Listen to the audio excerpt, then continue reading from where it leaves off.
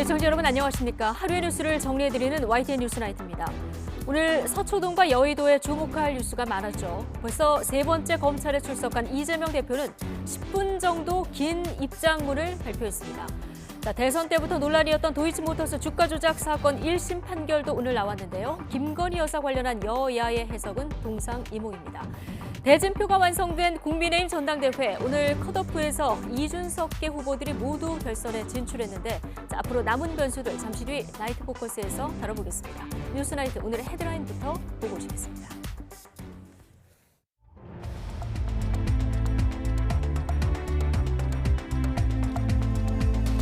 (2월 10일) 금요일 뉴스나이트 주요 뉴스입니다. 오늘 민주당 이재명 대표가 대장동과 위례신도시 개발비리 연루 혐의와 관련해 두 번째로 검찰에 출석해 조사를 받고 있습니다. 조사에 앞서 이 대표는 민생에 무심한 정권이 정치 검찰을 동원해 정적 주기를 위한 칼춤만 추고 있다며 맹비난했습니다. 도이치모터스 주가 조작 혐의로 기소된 권오수 전 회장에게 1심 법원이 징역 2년에 집행유예 3년을 선고했습니다. 돈을 제공하는 역할, 이른바 쩐주로 참여한 손모 씨에 대해서는 범죄에 가담했다고 보기 어렵다며 무죄 판결을 내렸습니다. 정의기억연대 후원금을 빼돌려 쓴 혐의 등으로 재판에 넘겨졌던 무소속 윤미향 의원이 1심에서 1,500만 원의 벌금형을 선고받았습니다. 의원직 상실 위기를 피하게 된 윤 의원은 검찰의 무리한 기소였다며 항소 입장을 밝혔습니다. 국민의힘 전당대회 당대표 본선 진출자로 김기현, 안철수, 천하람, 황교안 후보가 최종 결정됐습니다. 최고위원 후보 가운데서는 친윤계로 분류되는 현역 의원들이 대거 탈락했습니다. 친 이준석계 인사들은 모두 예비 경선 문턱을 넘었습니다. 프로포폴 상습 투약 혐의를 받는 배우 유아인 씨가 간이 소변 검사에서 대마 양성 반응을 보였습니다. 경찰은 대마를 상습 흡입하거나 다른 마약류를 투약했을 가능성도 염두에 두고 국과수에 모발 감정을 의뢰했습니다. 인천의 한 편의점에서 점주를 살해한 뒤 전자발찌를 끊고 달아난 30대 남성이 결국 붙잡혔습니다. 과거에 저지른 강도 사건과 마찬가지로 이번에도 범행 목적은 돈 때문이었던 것으로 조사됐습니다. 지난해 4대 금융지주의 순이익이 이자 이익으로만 40조 원 가까이 벌어들인 것으로 나타났습니다. 서민은 빚과 이자 부담에 시달리는데 은행만 이자 장사로 호황을 누렸다는 비판이 나오고 있습니다. 대장동과 위례신도시 개발 비리에 연루된 의혹을 받은 더불어민주당 이재명 대표가 13일 만에 검찰에 다시 출석했습니다. 포토라인에서 긴 입장문도 발표했는데 민생에는 무심한 정권이 정적 죽이기를 위해서 칼춤을 추고 있다며 검찰 수사를 향한 강한 비난을 이어갔습니다. 김혜린 기자입니다. 서울중앙지검 청사 앞에 이재명 대표가 탄 차량이 모습을 드러냅니다. 차량 정체로 예고했던 시간보다 20여 분가량 늦게 도착한 이 대표. 첫 조사 때와 비교해 지지자들과의 악수는 간단한 손인사로 대체됐지만 포토라인에 선 시간은 2배 넘게 늘었습니다. 2,000자에 육박하는 입장문을 10분 가까이 읽어내린 이 대표는 윤석열 정권이 민생을 외면하고 정적 죽이기에 혈안이 돼 있다고 강도 높게 비판했습니다. 민생에는 무심한 정권이 정치검찰을 총동원해서 정적 죽이기, 전 정권 지우기에 칼춤을 추는 동안에 검찰 수사에 대한 작심 발언도 이어졌습니다.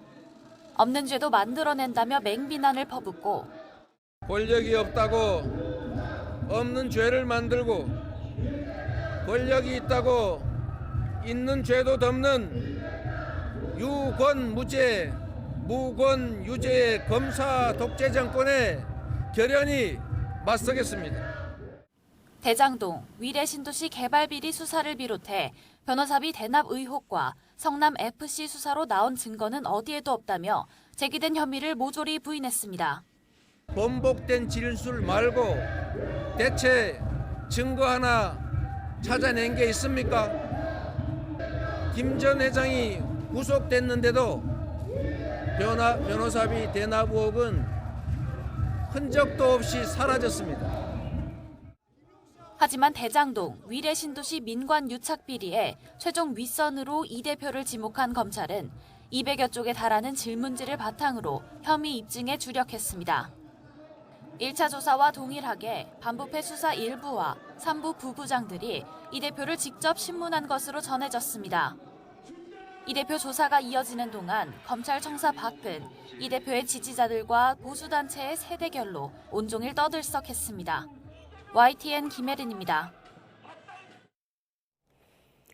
이번 검찰 조사에서도 이재명 대표는 서면 진술서로 진술을 대신하겠다고 했습니다.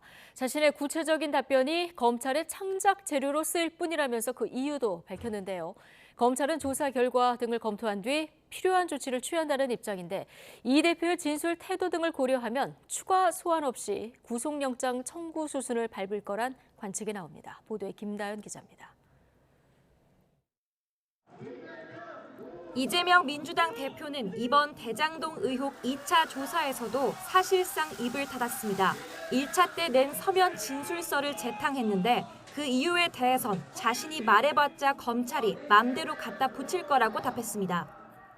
제가 하는 모든 진술은 검찰의 조작과 창작의 재료가 될 것입니다. 검찰이 창작 소재를 만들기 위해서 하는 질문들에 대해서는 진술서에 진술로 대신하겠다는 말씀을 다시 한번 드립니다. 두 번째 조사는 대장동이나 위례 신도시 개발 과정에서의 민간업자 특혜와 배임 혐의 등 1차 조사에서 확인하지 못한 부분뿐만 아니라 이 대표 측근인 김용 정진상에 대한 추궁도 이뤄졌습니다. 검찰은 이 대표 측근이 대장동 일당에게서 천화동인 1호 배당금 일부를 받기로 했다는 428억 원 약정 의혹이나 실제로 건네받았다는 뇌물과 불법 대선자금 수억 원 등 광범위한 신문을 이어갔습니다. 이 대표는 앞서 낸 33쪽짜리 진술서에서 언론에 보도나기 전까지 그 존재 자체도 몰랐다며 천화동인 1호에 대한 입장은 어느 정도 밝혔지만 측근의 비리 의혹에 대해선 언급하지 않았습니다. 그런 사실을 전혀 알지 못하기 때문에 굳이 적을 이유가 없었다는 취지인데 검찰은 진술서에 담기지 않은 부분을 집요하게 캐물은 거로 전해졌습니다. 검찰은 추가 소환 가능성을 완전히 닫아두진 않았지만 대장동 의혹과 관련해선 이번을 사실상 마지막 조사로 보고 준비해왔습니다. 진실 규명 차원에서라도 구체적 답변을 해달란 당부에도 형식적 대답밖에 듣지 못한 검찰로선 다음 단계를 생각할 수밖에 없습니다. 검찰은 구속영장 청구 가능성에 대해선 진술 태도 등 조사 과정 전반에 대한 종합적 검토가 필요하다는 입장으로 앞서 조사가 끝난 성남FC 사건과 묶어 청구하는 방안도 검토되는 것으로 알려졌습니다. 다만 검찰이 대장동과 유사 구조 사업이라고 규정한 백현동이나 정자동 개발 특혜 의혹까지 본격적인 수사 궤도에 오른다면 당시 최종 결재권자였던 이 대표가 한두 달 안에 또 풀려나올 거란 전망도 나옵니다. YTN 김다연입니다. 이재명 대표의 검찰 출석을 두고 여야는 날선 공방을 주고받았습니다. 국민의힘은 이 대표가 떳떳하게 조사받겠다더니 진실에는 모르쇠로 일관하고 있다면서 비판했고 민주당은 검찰이 선택적 수사를 벌이고 있다며 대장동 특검 카드를 꺼내들었습니다. 손효정 기자입니다. 민주당 이재명 대표의 세 번째 검찰 소환에 국민의힘은 이 대표가 티끌만한 미안함이나 부끄러움도 없이 탄압받는 피해자 코스프레를 하고 있다고 맹비난했습니다. 검찰 요구와 다른 시간에 출석하며 국회의원과 야당 대표의 특권을 마음껏 누리는 반면 진실에는 모르쇠로 일관하고 있다고 지적했습니다. 진실 앞에 입 다물고 증거 앞에 서면 진술서 내미는 비겁한 행동 그만하십시오. 당당하게 조사받겠다던 호언장담이 허언장담이 되지 않기를 바랍니다. 민주당이 이상민 행안부 장관 탄핵을 주도했던 것도 이 대표 사법 리스크를 희석시키려는 정치적 의도 때문이라고 맹공했습니다.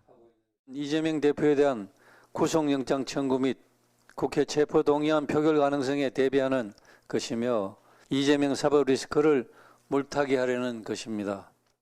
민주당은 이 대표 수사와 대장동 50억 클럽 의혹 수사를 비교하면서 검찰이 선택적 수사를 벌이고 있다고 강하게 비판했습니다. 검찰이 이 대표 의혹에 수사력을 총동원했지만 제대로 된 증거도 제시하지 못했고, 반면 대장동 수사는 사실상 방치해 곽상도 전 의원이 뇌물 혐의 무죄를 받았다고 주장했습니다.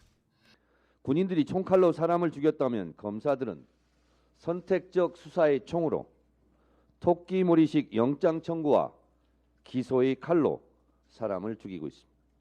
그러면서 50억 클럽 등 대장동 사건 일체를 독립적 특검을 통해 진상규명하자고 거듭 촉구했습니다. 50억 클럽의 실체적 진실에 눈 감은 검찰에게 공정한 수사를 더 기대하기가 어렵습니다. 지금이라도 여당 국민의힘은 이 특검도 수용해서 성역 없는 수사로 민주당이 이재명 대표에 대한 검찰 수사에 대장동 특검 카드로 맞받으면서 이 대표 사법 리스크를 두고 여야 갈등은 더 가열될 것으로 보입니다. YTN 손효정입니다. 김건희 여사 연루 의혹이 제기된 도이치모터스 주가 조작 사건에 대한 1심 법원의 판단이 나왔습니다. 일부 혐의는 공소시효가 지난 것으로 판단돼 권오수 전 회장 등 피고인 대부분이 징역형의 집행유예를 선고받았습니다. 재판부는 시세 조정 목적은 인정하면서도 성공하진 못한 것으로 평가했습니다. 최민기 기자의 보도입니다. 권오수 전 회장 등은 지난 2009년 12월부터 3년 동안 91명 명의의 계좌 157개를 동원해 도이치모터스 주가를 끌어올린 혐의로 재판에 넘겨졌습니다. 재판부는 3년여간의 범행 기간 가운데 2010년 10월 21일 전후로 작전을 주도하는 이른바 주포가 바뀌었다며 그 이전과 이후 범행은 별개 사건이라고 봤습니다. 이에 따라 2010년 10월 20일 이전 범행은 공소시효가 지났다고 봐 혐의 여부를 따질 수 없다고 판단해 면소 판결을 내렸습니다. 다만 그 이후 기간 벌어진 주가 조작 거래 대부분은 재판부가 유죄로 봤습니다. 그러나 도이치 주가가 오를 것이라는 소문을 흘려 주가를 끌어올렸다는 검찰의 공소 사실은 인정되지 않았습니다.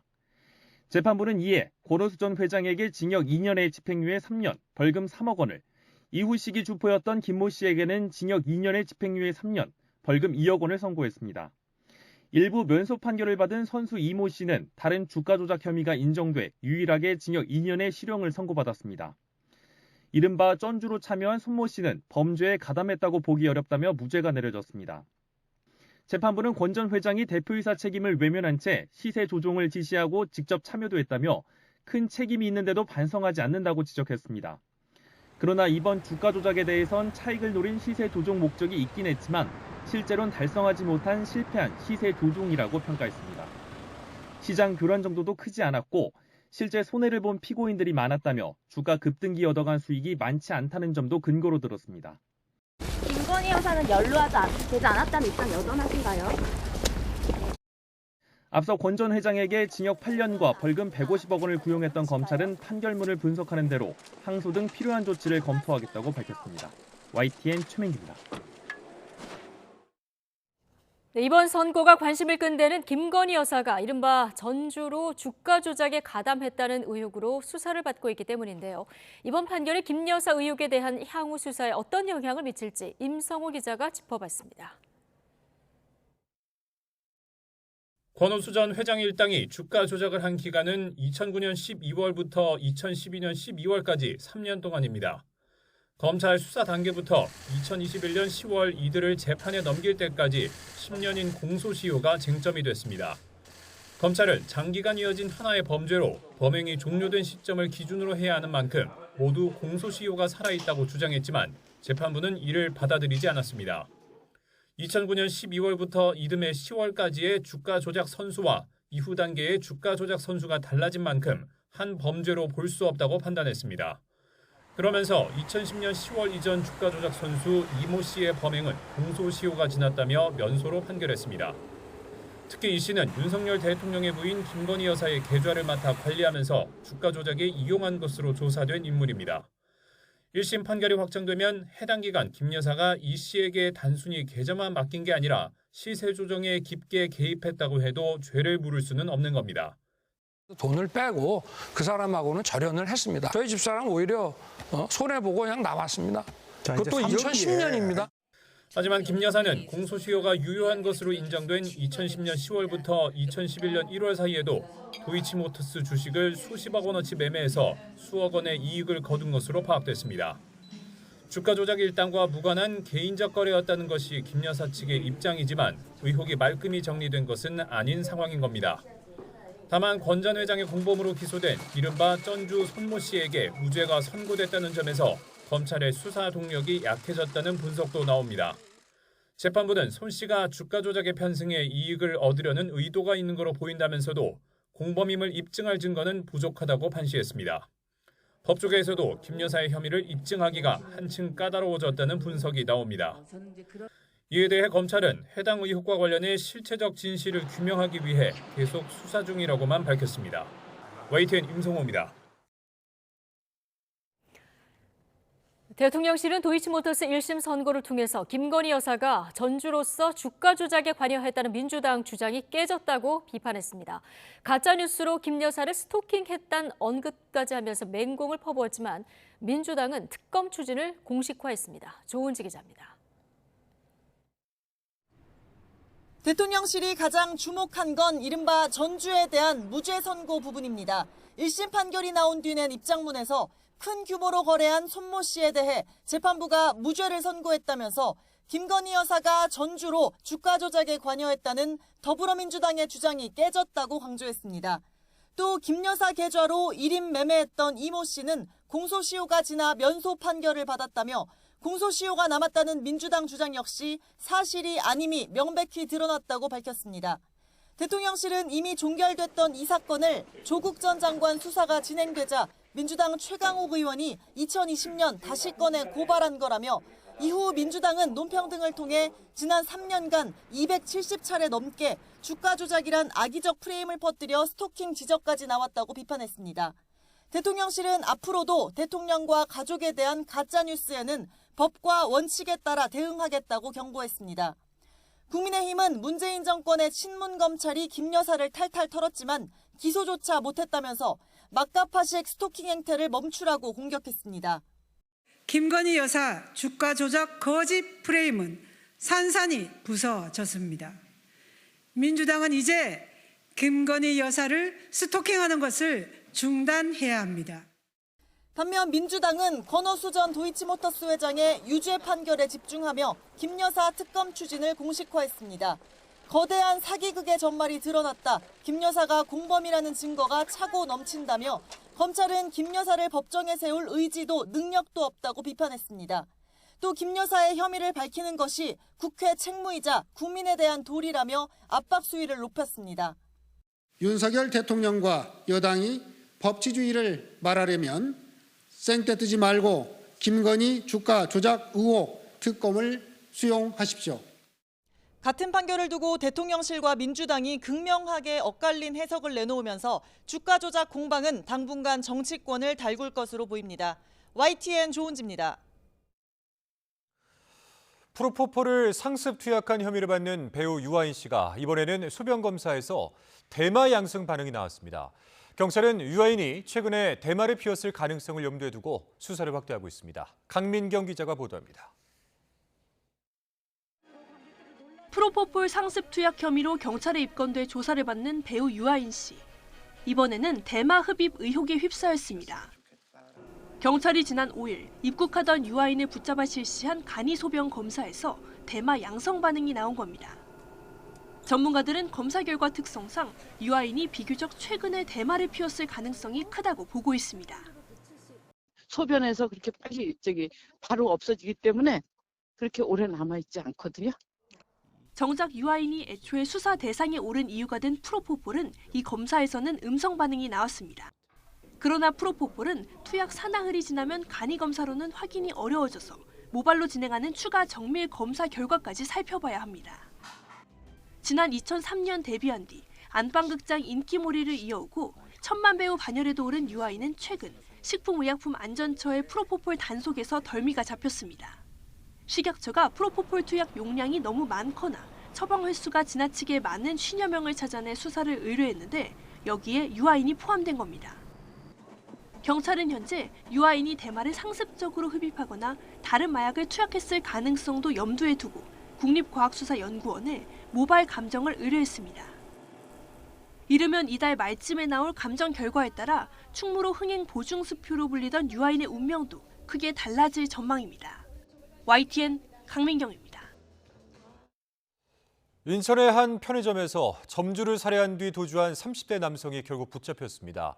이 남성은 과거 저지른 강도 사건 때처럼 이번에도 돈 때문에 범행을 저지른 것으로 조사됐습니다. 송재인 기자의 보도입니다. 어스름한 새벽 경기도 부천 모텔 거리. 근처에 잠복해 있던 경찰관들이 한 모텔로 우르르 몰려 들어갑니다. 10여 분 뒤 위아래로 검은 옷을 입은 남성이 경찰관들에 의해 붙들려 나옵니다. 이틀 전 편의점주를 살해한 뒤 차고 있던 전자발찌까지 끊고 달아나 공개 수배된 32살 권모 씨입니다. 인천에서 경기까지 택시를 여러 차례 갈아타는 방식으로 추적을 피해온 권 씨는 CCTV를 토대로 동선을 쫓아온 경찰에 결국 검거됐습니다. 그리고 네 분이 오셨어요. 그냥 사진 보여주면서 이 사람 맞냐고. CCTV에 찍힌 거도 보여주셨고 전단지 보여주셨고. 권 씨는 모텔에서 홀로 자다가 별다른 저항 없이 경찰에 체포됐습니다. 도피하는 동안 추가 범행을 저지르진 않은 거로 전해졌습니다. 이에 따라 경찰은 편의점 살해 사건의 범행 동기를 집중적으로 캐물었는데 권 씨는 모두 금전적인 목적이었다고 진술했습니다. 돈을 빼앗으려 손님인 척 편의점에 들어갔고 제대로 되지 않자 점주를 흉기로 찔렀다는 겁니다. 그렇게 점주를 살해한 뒤 편의점 계산대에서 빼돌린 돈은 20만 원. 권 씨는 이미 10대 때부터 금전적인 목적으로 여러 차례 강도 행각을 벌여 10년 가까이 복역한 뒤 출소했습니다. 경찰은 권 씨에게 강도살인 혐의 등으로 구속영장을 신청했습니다. YTN 송재인입니다. 인천에서 부모의 학대를 받던 12살 어린이가 숨진 채 발견됐었죠. 계모에게는 아동학대 치사 혐의가, 친부에게는 상습 아동학대 혐의가 적용됐는데 구속영장 심사에 출석한 친아버지는 자신은 때린 적이 없다며 혐의를 부인했습니다. 하지만 부모 모두 구속됐습니다. 박정현 기자입니다. 모자를 깊이 눌러쓰고 고개를 푹 숙인 채 호송차에서 내리는 30대 남성. 집에서 온몸에 멍이 든 채 숨진 초등학생의 친아버지 A씨입니다. A씨는 구속 전 피해자 신문을 앞두고 처음으로 언론에 모습을 드러내 아들에게 미안하다고 말했습니다. 하지만 아내가 아들을 때리는 걸 본 적만 있을 뿐 자신은 때린 적이 없다며 혐의를 부인했습니다. 아이를 때렸습니까? 전 안 때렸어요. 아이를 무엇으로 때린 거나 뭐 이런 거 보신 적은 없으세요? 그거 있습니다. 지난해 11월 말부터 아이를 학교에 보내지 않은 건 역시 아내가 다 한 일이라며 발을 뺐습니다. 아이는 왜 학교에 안 보냈습니까? 그것도 지금 한 겁니다. 뒤이어 법원에 나온 의붓어머니는 아무 말 없이 법정으로 들어갔습니다. 아이에게 혹시 미안한 마음 없으십니까? 처음에 경찰에서 왜 자해했다는 진술을 하셨나요? 이들 부부의 12살 아들은 지난 7일 인천시 남동구에 있는 집에서 목숨을 잃었습니다. 부부는 처음엔 아이의 몸에서 발견된 멍이 자해에서 생긴 거라고 주장하다 훈육하기 위해 때렸다며 진술을 번복했습니다. 다만 아내와 남편에게는 각각 다른 혐의가 적용됐습니다. 경찰은 계모는 의붓아들을 학대하고 숨지게 한 혐의가, 친부는 상습 아동학대 혐의가 있다고 보고 있습니다. 친아버지의 경우 아이가 숨진 당에 출근했다가 아내의 연락을 받고 귀가한 거로 드러나면서 아이 사망과 직접적인 관계를 묻기는 어렵다고 판단한 겁니다. 경찰은 앞으로 피해 아동이 사망에 이르게 된 경위와 함께 학대가 이뤄진 기간이나 방법 등을 계속 조사할 방침입니다. YTN 박정현입니다. 2살짜리 아들을 집에 혼자 두어서 숨지게 한 혐의를 받는 20대 친모에게 경찰이 아동학대 치사가 아닌 아동학대 살해죄를 적용했습니다. 피의자 A씨는 지난달 30일부터 사흘 동안 인천 미추홀구에 있는 자택에 2살 배기 아들을 혼자 두고 외출해 숨지게 한 혐의로 구속됐습니다. 경찰은 A씨가 이전에도 상습적으로 아이를 두고 나가서 들어오지 않는 등 비슷한 행위를 반복한 것으로 파악하고 미필적 고의가 있다고 판단했습니다. 만취한 30대 운전자가 대구 도심에서 광란의 질주를 벌이다가 달려온 주민들에게 붙잡혔습니다. 보행자를 비롯해 택시 등 차량 7대를 들이받아 14명을 다치게 한 뒤였습니다. 허성준 기자가 보도합니다. 대구 신천동 동대구역 근처의 한 골목길입니다. 행인 3명이 우산을 들고 큰 길로 나가려는 순간 흰색 승용차가 갑자기 중앙선을 넘어 골목길로 들어옵니다. 행인들은 피할 새도 없이 그대로 차에 치입니다. 심하게 이 고함치는 거. 아니 그냥 악 소리. 이 다리 쪽에 부상을 많이 입는 것 같은데 못 일어나던데. 그래 어깨에 깍지 끼고 일어나도 체격이 있어서 그런지 몰라도 이게 선뜻 일어나지를 못하더라고요. 30대 A씨가 차를 몰다 사고를 낸 건 새벽 1시쯤입니다. 택시와 주차된 승용차 등 7대를 들이받았고 보행자와 차에 타고 있던 사람 등 모두 14명이 다쳤습니다. 인근 도로는 순식간에 아수라장으로 변했습니다. 광란의 질주는 사고를 보고 뒤따라온 시민들이 A씨를 제압하면서 겨우 끝났습니다. 처음에는 이제 그냥 단순 사고인가 싶어가지고 보고 있다가 이제 도주를 하더라고요. 이제 달리기로 쫓아가다가 그래서 여기 오니까 또 사람도 이제 2명 또 쳤더라고요. 내리길래 바로 잡아가지고 그냥 제압한 상태에서 경찰을 좀 기다리고 있었어요. A씨는 당시 면허 취소 수준의 만취 상태였던 것으로 조사됐습니다. 경찰은 목격자 등을 상대로 정확한 사고 경위를 조사한 뒤 A씨에 대해 구속영장을 신청할 계획입니다. YTN 허성준입니다.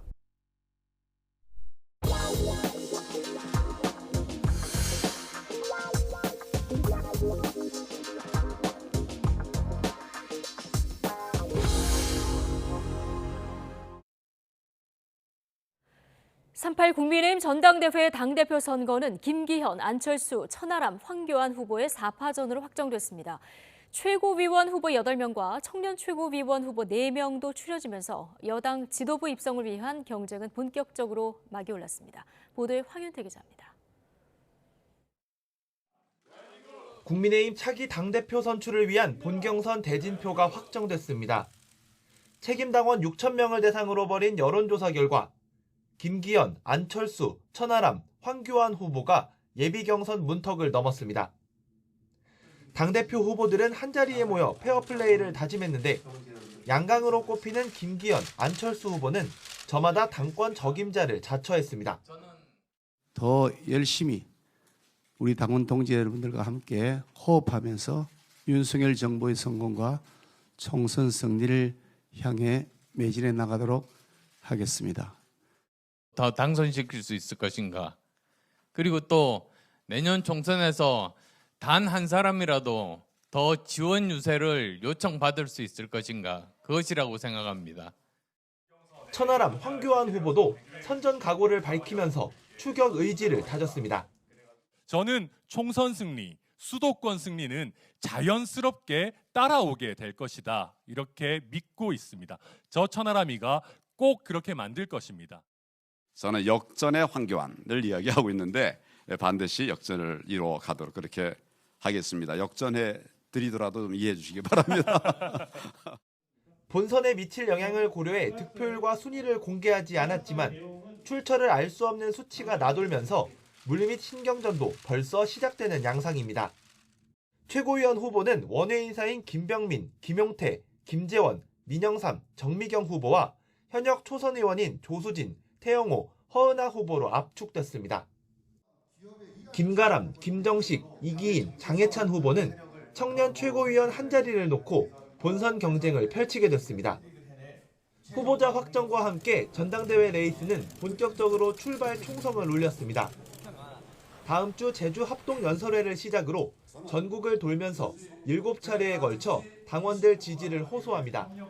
다음 달 4일부터 나흘간 당원 투표 100%로 진행되는 본선 투표 결과는 다음 달 8일 전당대회에서 발표됩니다. 당 대표는 과반 득표자가 나오지 않으면 상위 후보 2명이 결선을 치릅니다. 내년 총선을 진두지휘할 지도부를 뽑는 집권여당 전당대회가 앞으로 한 달 가까이 치열하게 진행됩니다. 역대 가장 많은 84만 당원의 표심이 누구를 향할지 아직 섣불리 예측하긴 이르다는 관측입니다.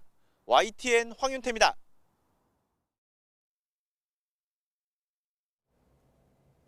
네, 이번 예비경선에서는 당내 주류인 친윤계와 비주류 친이준석계의 성적이 확연히 엇갈렸습니다. 특히 최고위원에 나선 친윤 현역 의원들은 대거 고배를 마신 반면 이준석계 후보들의 약진이 두드러졌는데 각 진영의 본선 레이스 전략에도 변화가 불가피해 보입니다. 권남기 기자입니다. 천하람 당대표 후보에 김용태, 허은하 등 최고위원 후보까지 이른바 이준석 사단 4명 모두가 본선 레이스에 안착했습니다. 두 줌이 되고 세 줌이 돼서 그것이 태풍을 일으킬 수도 있겠다라는 희망을 보여주셨습니다. 반면 최고위원에 나섰던 친윤계 박성중, 이만희, 이용 의원은 예비 경선 문턱을 넘지 못했습니다. 현역 의원 프리미엄에 조직력을 앞세운 친윤계의 지지를 받았던 만큼 당혹스러운 결과일 수밖에 없습니다. 민주당 텃밭에서 바람을 제대로 불러일으킬 때만이 우리 국민의힘의 총선 압승 이끌어갈 수 있을 거라 생각합니다. 엇갈린 성적표를 두고 20에서 40대 젊은 층 당원이 늘어난 선거인단 변화가 원인이란 분석과 함께 선거 초반 윤심 갈등과 친윤계에 대한 반감으로 비주류의 결집력이 강해졌다는 평가도 나옵니다. 친윤계 후보군이 난립하며 표가 분산된 것도 판세에 영향을 미친 것으로 보입니다. 윤석열 정부 승리에 성공의 해트트릭을 해낼 최전방 공격수 장예찬에게 뜨거운 성원을 보내주신 지지율이 꼴찌였는데 4명 후보 안에 들게 해주신 기적은 당원 여러분들께서 만들어 주셨습니다. 때문에 양 진영 모두 본선 레이스 전략 수정이 불가피해 보입니다. 위기감을 느낀 친윤계로선 중도 성향 당원을 잡기 위한 대책 마련에 나서면서 최고위원 주자들 간 교통정리에 나설 가능성도 제기됩니다. 친 이준석계 또한 새모를 위한 조직력 확보에 사활을 걸 것으로 전망됩니다. 여기에 당대표의 경우 김기현, 안철수, 양강 구도 속에 결선 투표 가능성이 있는 만큼 친 이준석계가 어떤 전략적 선택에 나설지도 주목됩니다. 전당대회가 치러지는 3월 8일까지 토론회 등 각종 변수에 선거 판세는 여러 차례 유동칠 것으로 보입니다. 남은 한 달 예비 경선 결과를 바탕으로 한 당심 잡기 전략에 각 주자들의 고심도 깊어질 것으로 보입니다. YTN 권남기입니다. 후원금을 빼돌려 사용한 혐의 등으로 재판에 넘겨진 무소속 윤미향 의원이 1심에서 1,500만 원의 벌금형을 선고받았습니다. 의원직 상실 위기를 피할 수 있게 된 윤 의원은 검찰의 무리한 기소였다고 비판하면서 항소 의지를 드러냈습니다. 윤성훈 기자입니다. 정의기억연대 후원금을 사적으로 쓴 혐의 등으로 지난 2020년 9월 재판에 넘겨진 무소속 윤미향 의원. 2년 5개월 만에 1심 법원의 판단이 나왔습니다. 애초 검찰은 윤 의원이 40억여 원을 모금하면서 관청에 등록하지 않고 보조금을 허위로 타냈다며 모두 8가지 혐의를 적용했습니다. 그러나 재판부는 증거가 충분하지 않고 고의성이 있다고 보기 어렵다며 검찰의 공소사실 대부분을 무죄로 판단했습니다. 그러면서 검찰이 주장한 윤 의원의 횡령액 1억여 원 가운데 1,700만 원만 인정했습니다. 윤 의원이 한국정신대문제대책협의회 법인과 개인 계좌에 있던 1,700만 원을 개인적으로 사용하면서도 영수증을 통해 사용처를 입증하지 않았다고 봤습니다. 다만 계획적으로 자금을 빼돌리려고 돈을 송금했다고 보기 어려운 데다 직무 위반의 정도가 크지 않다고 밝혔습니다. 이어 윤 의원이 지난 30년 동안 열악한 환경에서 활동해오면서 횡령 액수보다 많은 액수를 기부한 점 등을 고려했다며 벌금 1,500만 원을 선고했습니다. 선고가 끝난 뒤 윤 의원은 검찰을 강하게 비판했습니다. 검찰의 무리한 기소가 대부분 무죄로 밝혀졌습니다. 약 1,700만 원에 해당되는 횡령금은 유죄로 인정이 되었습니다. 하지만 그 부분도 횡령하지 않았습니다. 남은 항소심 절차를 통해서 그 부분도 충분히 소명해 나갈 것입니다. 국회의원은 일반 형사사건으로 금고 이상의 형을 확정받으면 의원직을 내려놔야 합니다. 따라서 윤 의원은 1심의 벌금형 판결이 확정되면 의원직을 유지할 수 있게 됩니다. YTN 윤성훈입니다.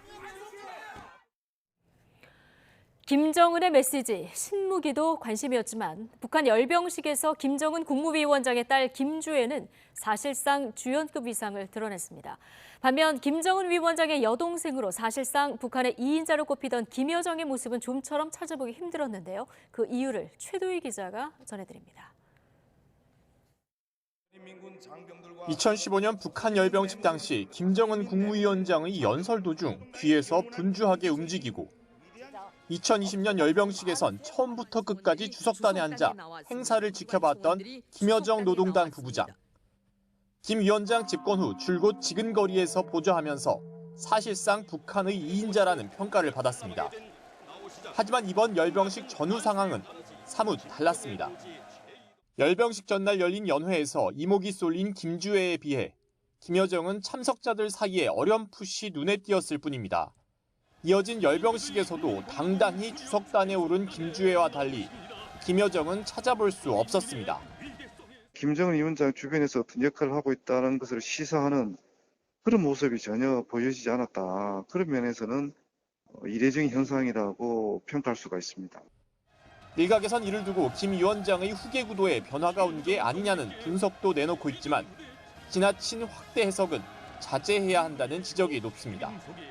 오히려 김주애를 띄워주기 위해 가지고 좀 김여정은 좀 뒤에서 일을 하는 그런 차원이다. 대남 대미 관련 담화를 내는 것을 볼 때 아마 당직에 대한 건재함은 그대로 유지하고 있다. 저는 그렇게 분석합니다.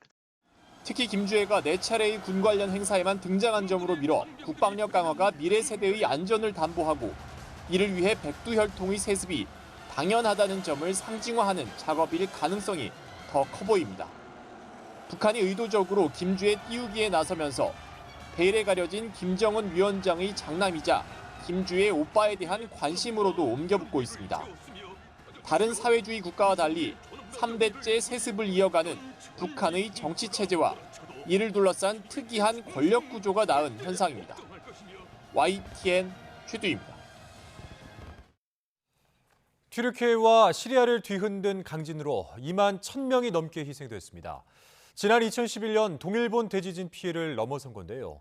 이 9호 사각지대에 머물던 시리아 반군 지역에도 처음으로 지원 차량이 들어갔고 교황은 다시 한번 자애로운 도움을 요청했습니다. 조영성 기자가 보도합니다. 지진이 무너뜨린 건물 옆에는 주민들이 망연자실 앉아 있습니다. 임시로 담요에 덮인 시신은 구조대가 수습해 주길 기다립니다. Gelsinler bir an önce atsınlar yani burayı bir an önce yapsınlar. Yani ben Mardin'den gelmişim burada çevrem yoktur diye ben böyle bekleyeceğim. Bak kendi imkanlarımızla çıkardık bir ölü bir yaralı. 건물 잔해 속에서 생사를 오가며 갇혀 있을 것으로 추정되는 인원은 최대 20만 명. 기적의 구조 소식이 잇따르고 있지만 사망자 수도 기하급수적으로 늘어 지진 사흘 만에 동일본 대지진 때의 18,500명을 넘어섰습니다.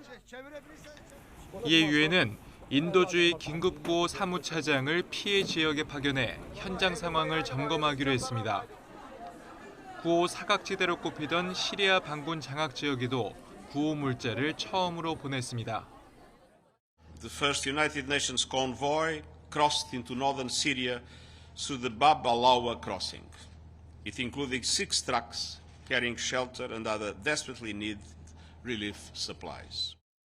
튀르키예 당국이 구조에 투입한 인력은 11만 명, 중장비는 5,500대.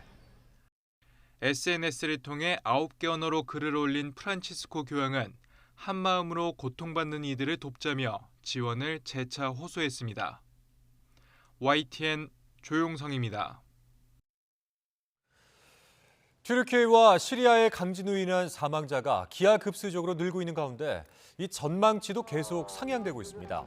미국 지질조사국은 10일 새 보고서에서 이번 지진 사망자가 10만 명을 넘길 확률을 24%로 추정했습니다. 이틀 전 14%에 비해 10%포인트가 뛴 것으로 지진 직후 최초 보고서에서 10만 명 이상 숨질 확률은 0%였습니다. 미국 지질조사국은 사망자가 1만 명에서 10만 명일 확률도 30%에서 35%로 늘려잡았습니다.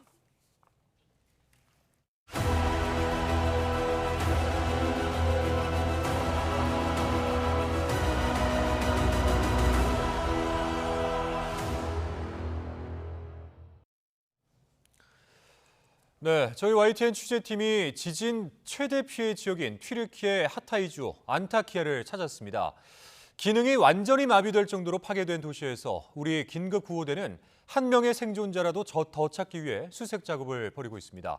튀르키예 현지에서 임성재 기자가 전해왔습니다.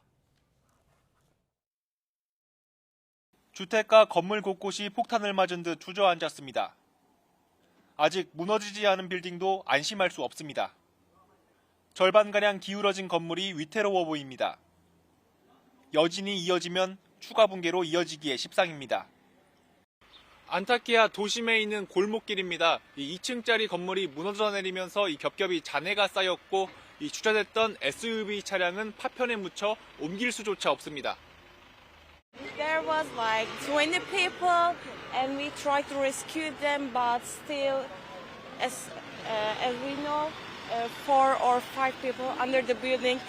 We don't have any idea because we don't have any noises. Also, we don't have any rescue team professional. 우리 긴급 구호대는 도심 전체를 돌며 생존자를 찾고 있습니다. 성인 한 명이 간신히 들어갈 수 있는 무너진 건물 좁은 틈 사이로 들어가 인기척에 귀를 기울이고 붕괴 장소에서 군견과 함께 미세한 흔적이라도 찾기 위해 안간 힘을 씁니다. 시민들은 지푸라기라도 잡는 심정으로 구호대에 직접 탐색을 요청합니다. This for this 100,000 people is dead. Thank you Korea. Thank you every city. Thank you. 한 명의 생존자라도 찾겠다는 일념으로 이른 새벽부터 늦은 밤까지 수색 작업을 벌이는 긴급 구호대. 튀르키예 사람들은 구호대의 노력이 기적을 일으키길 간절히 기도하고 있습니다. YTN 임성재입니다. 네, 무너진 잔해더미 속에서 태어나 탯줄에 매달린 채 기적처럼 구조됐던 신생아가 차츰 건강을 회복하고 있습니다. 전 세계에서 이 아기를 입양하겠다는 문의가 잇따르고 있는데 친척 할아버지에게 맡겨질 것으로 보입니다. 류재복 기자의 보도입니다. 잔해 속에서 숨진 엄마와 탯줄로 연결된 채 구조된 아기. 태어나 3시간을 버틴 끝에 발견됐지만 부모와 형제 등 7명은 모두 목숨을 잃었습니다. ولا طلعت بنت مولودة أثناء الزلزال أثناء الحادثة. احنا قطعنا حبل السري وتم إسعافها للمشفى. 병원에 도착했을 때 발작을 일으키는 등 위험했지만 지금은 안정을 되찾았습니다. 이 아기에겐 기적이란 뜻의 아야란 이름이 주어졌습니다. 하지만 온몸에 선명한 상처는 생존을 위한 몸부림을 짐작하게 합니다. هاي البنت في معها كدمة شديدة على الظهر مع التوجع. يعني غالبا متعرضة من تحت الأنقاض متعرضة لضغط أو ساقط عليها شيء. 기적의 생존 소식이 알려지면서 전 세계에서 아야를 입양하겠다는 문의가 쏟아지고 있습니다. 하지만 아야는 몸을 회복한 뒤 친척 할아버지가 맡을 것으로 알려졌습니다. 태어난 지 열흘 된 야기 줄라스가 구조됐습니다. 칠흑 같은 어둠 속에서 90시간을 버틴 끝에 다시 빛의 세상으로 나올 수 있었습니다. 뒤이어 아기 엄마도 무사히 구출됐습니다. 1%의 기적을 위한 사투는 오늘도 이어지고 있습니다. 꺼져버린 생명에 오열하면서도 엄마들이 현장을 떠나지 못하는 이유입니다. YTN 유재욱입니다. 네, 튀르키예와 분쟁을 해왔던 쿠르드계 무장 세력이 무력 작전을 중단한다고 선언했습니다. 쿠르드계 무장 세력의 정치 조직 쿠르드티스틴 노동자당은 튀르키예가 공격하지 않는 한 어떤 작전도 벌이지 않기로 했다고 밝혔습니다. 지도자 격인 케밀 바이크는 수많은 사람이 돌무더기에 깔려 있어 모든 수단을 동원해야 한다며 사고 수수 필요성에 공감을 나타냈습니다. 튀르키예와 시리아 강진 피해자들을 돕기 위해서 국내 기업들의 지원 손길이 이어지고 있습니다. 기업들은 중장비와 IT 제품, 의류 등 자사의 강점을 살려서 이재민들에게 맞춤형 지원에 나섰습니다. 이승용 기자입니다. 롯데월드타워에 튀르키예와 시리아 강진 피해 희생자와 이재민을 위로하는 메시지가 표출됐습니다. 기업들은 회사별 특성을 살린 맞춤형 지원에 나섰습니다. 삼성전자는 성금 150만 달러와 초음파 진단기기, 이재민 숙소용 가전제품, 디지털 태블릿 등 IT에 특화된 구호 물품을 지원합니다. 현대자동차 그룹은 튀르키예에 180만 달러, 시리아에 20만 달러를 지원하고 튀르키예 현지 법인은 50만 달러 규모의 구조 장비와 구호 물품도 제공합니다. 두산은 12억 원 규모의 건설 장비, HD 현대그룹은 복구 작업용 굴착기 10대를, 이랜드 그룹은 23억 원 규모의 의류, 무신사는 3억 8천만 원 규모의 방한 의류, BY 블랙야크 그룹은 1억 원 규모의 방한 의류를 지원하기로 했습니다. LG와 SK그룹은 100만 달러, 롯데는 60만 달러, 풍산그룹은 50만 달러, 아산재단 40만 달러, HL그룹, 하나금융은 30만 달러, KTNG, KB금융그룹, 신한금융은 3억 원의 성금을 기탁했습니다. 성금 12억 6천만 원을 기탁한 포스코는 현지 직원 피해 지원에도 나섰습니다. 일부 현지 채용 직원들의 친인척이 피해 지역에 거주하고 있는 것으로 확인되어 특별휴가와 함께 긴급 구호 물품을 제공하고 있습니다. 경제단체들도 온정의 손길을 모았습니다. 대한상인무역협회, 정경련, 경총, 중견기업연합회는 경제단체별로 구호금을 마련하고 사안의 중요성과 시급성을 감안해 가급적 2월 안에 지원이 이루어질 수 있도록 계획을 마련하고 있습니다. 전력그룹 11개사와 한국공항공사는 전공을 살려 튀르키예, 시리아 전력과 공항설비 복구를 위한 지원에 나선다는 계획입니다. YTN 이승윤입니다.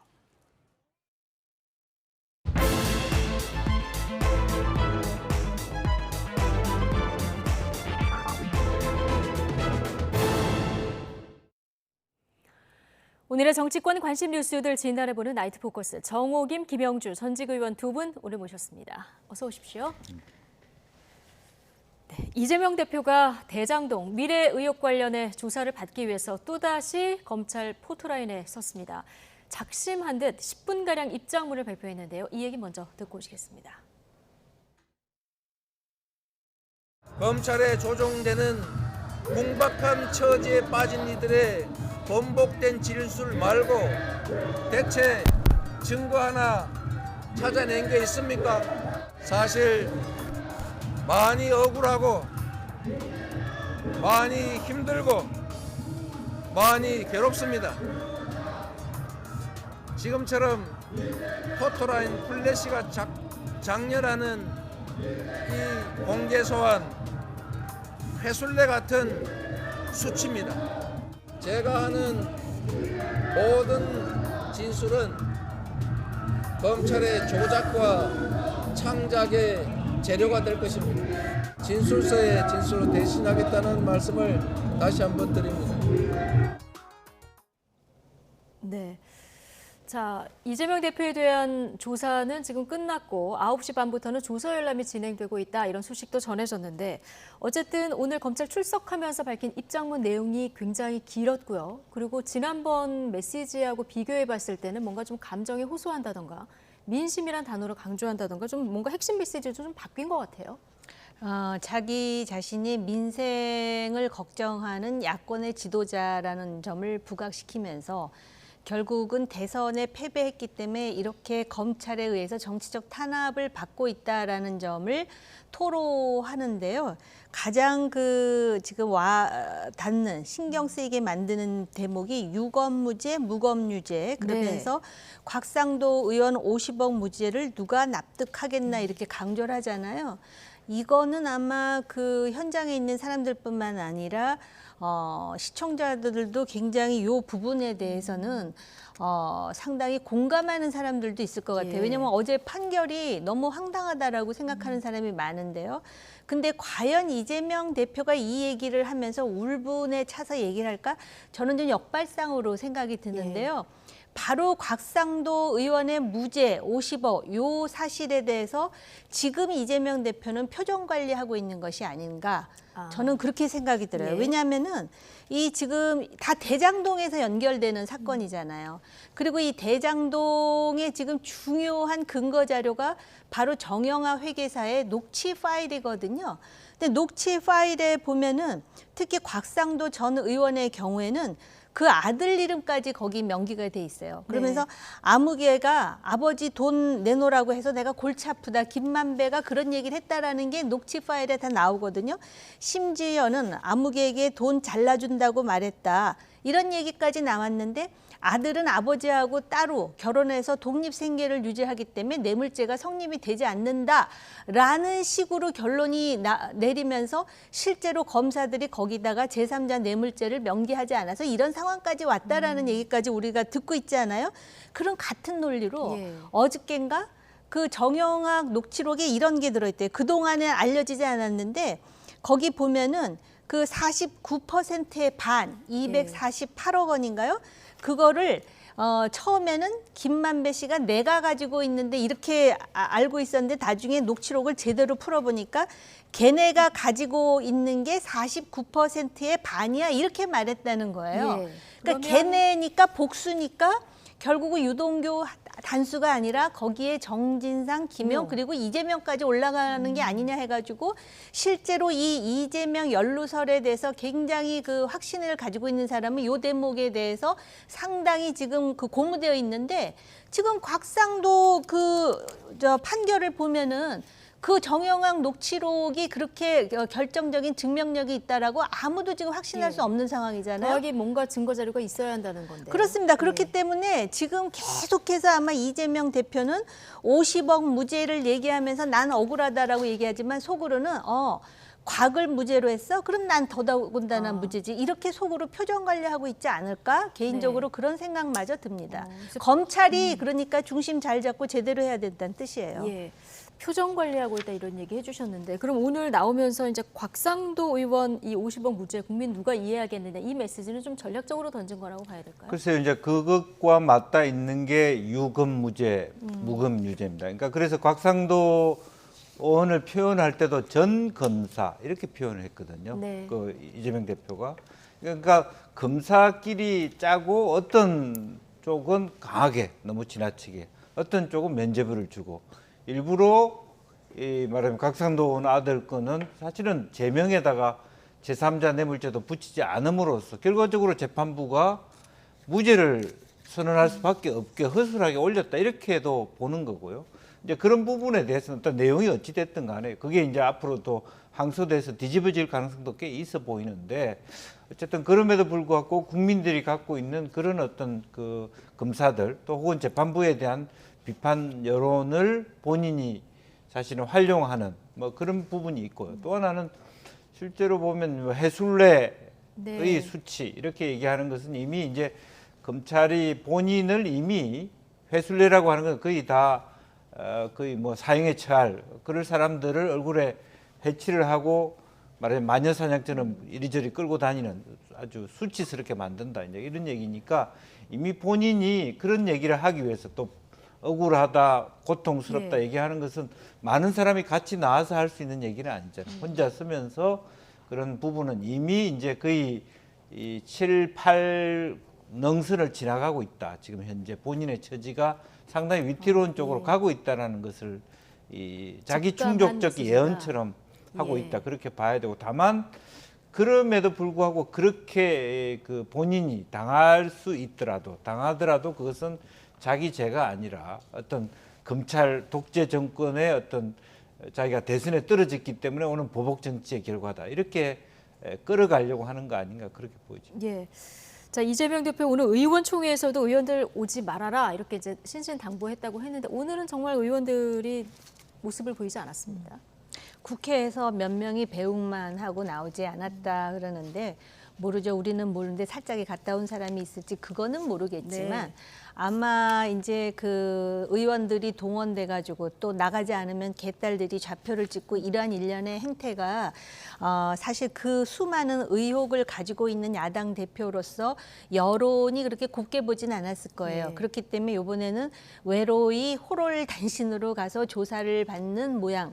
그리고 그 상당히 아마 진술서보다 입장문에 더 신경을 쓴 것 같습니다. 오늘은. 그래서 진술서만 내고 끝났으니까 벌써 조서 열람을 하고 있지 않겠습니까? 그러니까 검찰도 아직까지는 스모킹건을 제시한 것 같지는 않거든요. 이런 상황에서 여러 가지를 고려한 그러한 그리고 앞으로도 계속해서 이제 소환될 일이 많을 텐데 그때마다 의원들이 나올 수도 없는 일이고 그리고 오히려 지지자들에게 내가 이렇게 외롭게 탄압을 감내하고 있다라는 이미지 메이킹을 하겠다라는 시도도 조금 있는 것이 아닌가 그런 생각이 들어요. 자, 검찰이 이 대장동 관련해서 워낙 여러 가지 혐의를 들여다보고 있기 때문에 오늘 뭐 질문지만 A4 용지로 200쪽이 넘게 준비를 했다고 하거든요. 자, 그런데 지금 검찰 이재명 대표 오늘 2번 검찰 출석해서 조사를 받습니다만은 그 이후에 이재명 대표까지 연결되는 어떤 스모킹건이 언론을 통해서 좀 나오고는 있지 않다 이런 지적도 있는데요. 어떤 부분에 오늘 초점을 맞춰서 그래서 이제 그동안에 미진했던 부분들이 있을 거고 횡령 배임에 대한 부분, 그 지분에 대해서 정확하게 걔네들이라고 하는 부분에 대해서 과연 그것이 어떤 내용을 가지고 이제 검찰의 실력이겠죠. 이게 유동규와 김용선까지 가는 거냐, 아니면 당신도 분명히 요게 결재권자로서 같이 배임과 행정에 동조한 거 아니냐라는 핵심적인 부인할 수 없는 그런 증거를 제시했을 수 있을지, 아니면 의도적으로 이재명 대표가 지금 아무런 어떤 답을 하지 않고 있잖아요. 그러니까 내가 어떤 얘기를 하면 결과적으로는 그걸 악의적으로 다시 보도하고, 검찰이 지금 현재 불구속 상태에서 조사를 받고 있는 유동규나 남욱이 내가 한마디 한 것에 대해서 또 반박을 하는 이런 식의 어떤 계속 본인이 이재명 대표 입장에서는 악순환의 고리에 빠지게 되는 부분이기 때문에 말을 못한다면, 검찰의 입장도 또한 거기에 대해서 어떤 증거를 내기보다는 어차피 재판장에서 승부를 보기 위해서 스모킹건을 아끼고 있다, 그런 어떤 전설도 있을 수 있기 때문에 나도 이재명 대표가 발언을 하지 않으면 검찰 입장에서도 미리 선뜻 확실하지 않은 어떤 애매한 증거를 들이댈 필요가 없다, 서로 힘 빼지 말자, 이런 판단도 있지 않겠나, 그렇게 보이죠. 사실 측근인 김용, 정진상 이 두 사람이 구속될 때만 해도 뭔가 검찰이 증거를 확보하고 있는 거 아니냐, 이런 분석이 나왔었는데요. 지금 말씀하신 대로 재판에서 내놓을 카드를 가지고 있을 수도 있고 아직 못 찾았을 수도 있는 이런 상황인데요. 자, 어쨌든 이재명 대표, 오늘 내가 하는 모든 진술이 검찰의 조작과 창작의 재료가 될 수 있기 때문에 내가 진술서로 오늘도 가름하겠다, 이렇게 입장을 밝혔거든요. 그럼 뭔가 질문을 해도 진술서로 가름한다면 반복이 될 텐데 검찰에서는 어떤 걸 얻을 수 있을까요? 그러니까 참 그 제3자 입장에서는 진실이 무엇인가가 굉장히 궁금하잖아요. 그런데 검찰과 이재명 대표는 서로 간에 지금 수싸움을 벌이고 있는 거예요. 아마 다양한 법 기술, 그리고 뭐 그래서 어떤 사람들은 아주 그 독한 용어죠. 법 기술자, 법꾸라지 뭐 이런 말도 쓰는데요. 지금 중요한 거는 재판입니다. 일단 기소는 지금 거의 기정사실화하고 있지 않습니까? 그런 상황에서 재판정에서 검찰이 결정적인 뭔가를 제시해야 이재명 대표가, 소위 그 이재명 대표를 비판하는 사람들이 말하듯이 장어처럼 빠져나가지 못할 거 아닙니까? 그걸 생각하고 있는 것인지, 아니면은 이재명 대표로부터 다양한 질문을 해서 유도 질문을 해갖고 뭔가를 받아내지 않으면은 소위 전문 증거 내지는 전원 증거 외에는 아직까지 증명력 있는 뭔가를 갖고 있지 않은 것인지 우리는 모르죠. 그런데 이런 상황에서 이재명 대표로서는 오라면 가야죠. 내가 선거에 패배했으니까 가야죠. 그러면서 저렇게 진술서만 들고 가가지고 한 9시간 하고 밥 먹고 와가지고선 조서 열람만 하는 이유는 검찰이 도대체 무슨 패를 가지고 있을까 본인도 궁금한 거예요. 그래서 앞으로 이런 게임은 계속 될 것이고, 가장 중요한 것은 검찰의 실력이죠. 근데 굉장히 어려운 게임이죠. 왜냐하면은 예를 들어서 이건 가정법입니다. 그렇다라는 전제가 아니고요. 예를 들어서 돈이 왔다 갔다 했다, 뭔가 오케이를 했다 그럴 때 이거를 서류로 남기겠어요? 아니면은 수표로 남기겠습니까? 아니면 송금을 하겠습니까? 그렇기 때문에 이제 검사들도 더욱더 그 전략과 다양한 지식과 식견이 높아져야 되는데, 곽상도 의원 그 기소해가지고 재판하는 거 보니까 참 실망스럽게 그저없습니다. 검찰의 중심을 잘 잡아야 된다는 얘기를 앞서도 해주셨는데, 어쨌든 검찰과 이재명 대표 사이 지금 수싸움이 계속되고 있다. 자, 이런 가운데 키맨인 김만배 씨는 지금 뭔가 특별한 진술을 안 하고 있는 상황이라서요. 계속 주목만 된다, 이런 소식만 전해드리는데, 자, 기소는 기정사실일 것이다 얘기해 주셨거든요. 그럼 검찰이 불구속 기소할지 구속 기소할지 방침을 정해야 될 텐데 어떻게 할 것 같습니까? 글쎄요, 저는 지금 상태 같은 경우는 불구속 기소의 가능성이 좀 높지 않겠나. 그러니까 구속 기소했을 때 만에 하나라도 그것이 법원에 의해서 받아들이지 않았을 때, 또 혹은 기본적으로 지금 전체적인 방향이 세계적 추세라고도 할 수 있는데, 가급적이면 불구속 기소 쪽으로 가고 있다라는 측면이, 그게 보편적인 방향이라는 측면도 있고, 또 왜냐하면 제1야당 대표라고 하는 부분에 대한 부분도 인정할 수밖에 없습니다. 그러니까 실제로는 도망갈 도주 우려가 없다라고 하는 측면. 물론 이 구속의 의미라고 하는 것은 이 범죄의 위중성인데, 지금 현재로 보면 우리가 방금 얘기했듯이 그것이 여러 건이 있어 보이지만 핵심적인 스모킹건을 가지고 법원에 들이밀 때 이 사람은 당장 구속시켜야 될 정도의 어떤 핵심적인 내용들을 설득할 수 있는 거리를 가지고 구속 청구를 할 것이니 그것도 또한 실제로 불체포 특권이라는 영역들을 거쳐야 된다는 측면. 이제 그런 면에서 본다라면 검찰도 여러 가지 가급적이면 리스크를 극대화시키지 않는 방향으로 갈 가능성이 높지 않겠냐. 저는 뭐 조심스럽게 그렇게 생각하게 됩니다. 예. 근데 뭐 대장동 의혹을 넘어서더라도 지금 수사가 급진전되는 게 또 백현동 의혹 비슷한 것이 있고 다른 수사들도 여러 가지가 있어서 검찰이 여러 가지 조사를 한다면 좀 신병을 확보하지 않겠느냐 이런 전망도 좀 있어요. 이게 이제 상당히 그 예민한 정치적 관점에서 설명을 드리자면은요. 검찰이 이게 이제 그 소위 떨어져 내려가는 권력을 수사할 때는 상당히 공세적으로 나와요. 그런데 지금 이재명 대표의 경우는 야당 대표입니다. 예. 그리고 사실 지금 추락하는 권력이라고 말할 수 없는 어떤 미래의 권력의 잠재성을 가지고 있는 인물이에요. 그렇기 때문에 지금 우리 김 앵커께서 말씀하셨듯이 지금 이슈가 많아요. 대장동뿐만이 아니라 뭐 위례, 정자, 백현, 성남FC, 쌍방울에 이르기까지. 그런데 지금 수많은 의혹이 나오는데 여기서 결정적으로 그냥 한 방에 그 할 수 있는 스모킹 건 이거는 진짜 빼박이다라고 할 수 있는 거를 검찰이 제시하지 않는다면 사실 그 권력에 대해서 단죄하기가 간단치 않다는 것이죠. 그렇기 때문에 검찰의 딜레마가 있고 또 이 문제와 관련해 가지고는 조금 전에 김만배 씨 얘기도 했는데 이 사람들의 그 진술의 일관성이 계속 있어야 되는데 아직까지는 입을 다물고 있는 사람이 더 많지 않습니까? 그러다 보니까 이제 딜레마에 빠지는 거예요. 그래서 설령 기소를 한다 하더라도 과연 어떤 증거, 그러니까 증명력 있는 증거, 그냥 증거가 아니고요. 그런 증명력을 과연 검찰이 보여줄 수 있는가, 이게 관건이에요. 간단치 않은 이슈라고 생각합니다. 알겠습니다. 지금 말씀하신 동안 이재명 대표가 조사를 마치고 청사를 나오는 모습이 화면에 잡혔는데 얘기 잠시 들어보시겠습니다. 네, 오늘 조사도 역시 제가 낸 진술서의 단어의 의미나 또 문장의 해석 이런 걸로 절반의 시간을 보냈고 또 의견을 묻는 질문이 또 상당히 많았고 왜 다시 불렀나 의심이 될 정도였습니다. 그렇다고 새로이 제시되는 증거도 없고 검찰에 포획된 대장동 관련자들의 번복된 진술 말고는 아무런 근거를 찾을 수가 없었습니다. 정말 이럴 시간에 50억 클럽을 수사하든지 전세 사기범을 잡든지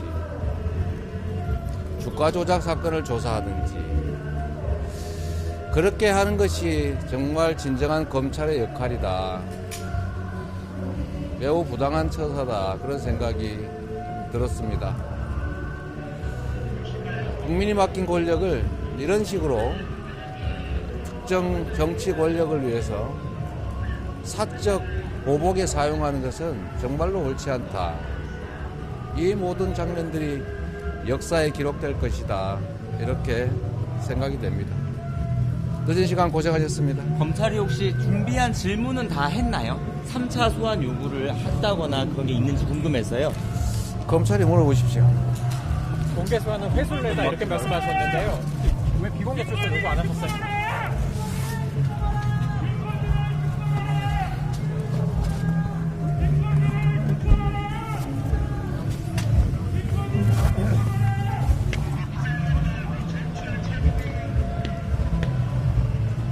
이재명 대표가 검찰 조사를 마치고 기자들 앞에서 입장을 밝히고 차를 타고 지금 돌아가는 모습까지 시청자 여러분께서 확인하실 수 있었습니다. 자, 진술서의 단어의 의미, 문장의 해석으로 절반의 시간을 보냈고 의견을 묻는 질문이 많았다. 왜 다시 불렀는지 나는 모르겠다. 그러면서 새로이 제시된 증거도 없었다. 이렇게 얘기를 했거든요. 왜 다시 불렀는지 모르겠다는 말은 말이 안 되죠. 왜 모르겠어요? 본인이 잘 알죠. 이 진실과 관련해 가지고는. 단지 검찰이 아직까지 아까 우리가 증거 얘기를 많이 했잖아요. 꼼짝달싹 못하는 증거를 제시하지 않았다는 사실을 예. 오늘 확인을 하는데요. 그 예를 든다면 이런 거예요. 우리가 그 얘기는 안 했지만 백현동 같은 경우에 예. 아무 이유도 없이 그 사업자에게 3천억 이익을 남기게 하고 또 이재명 선거 본부장을 했던 사람이 70억을 또 커미션으로 받아가고요.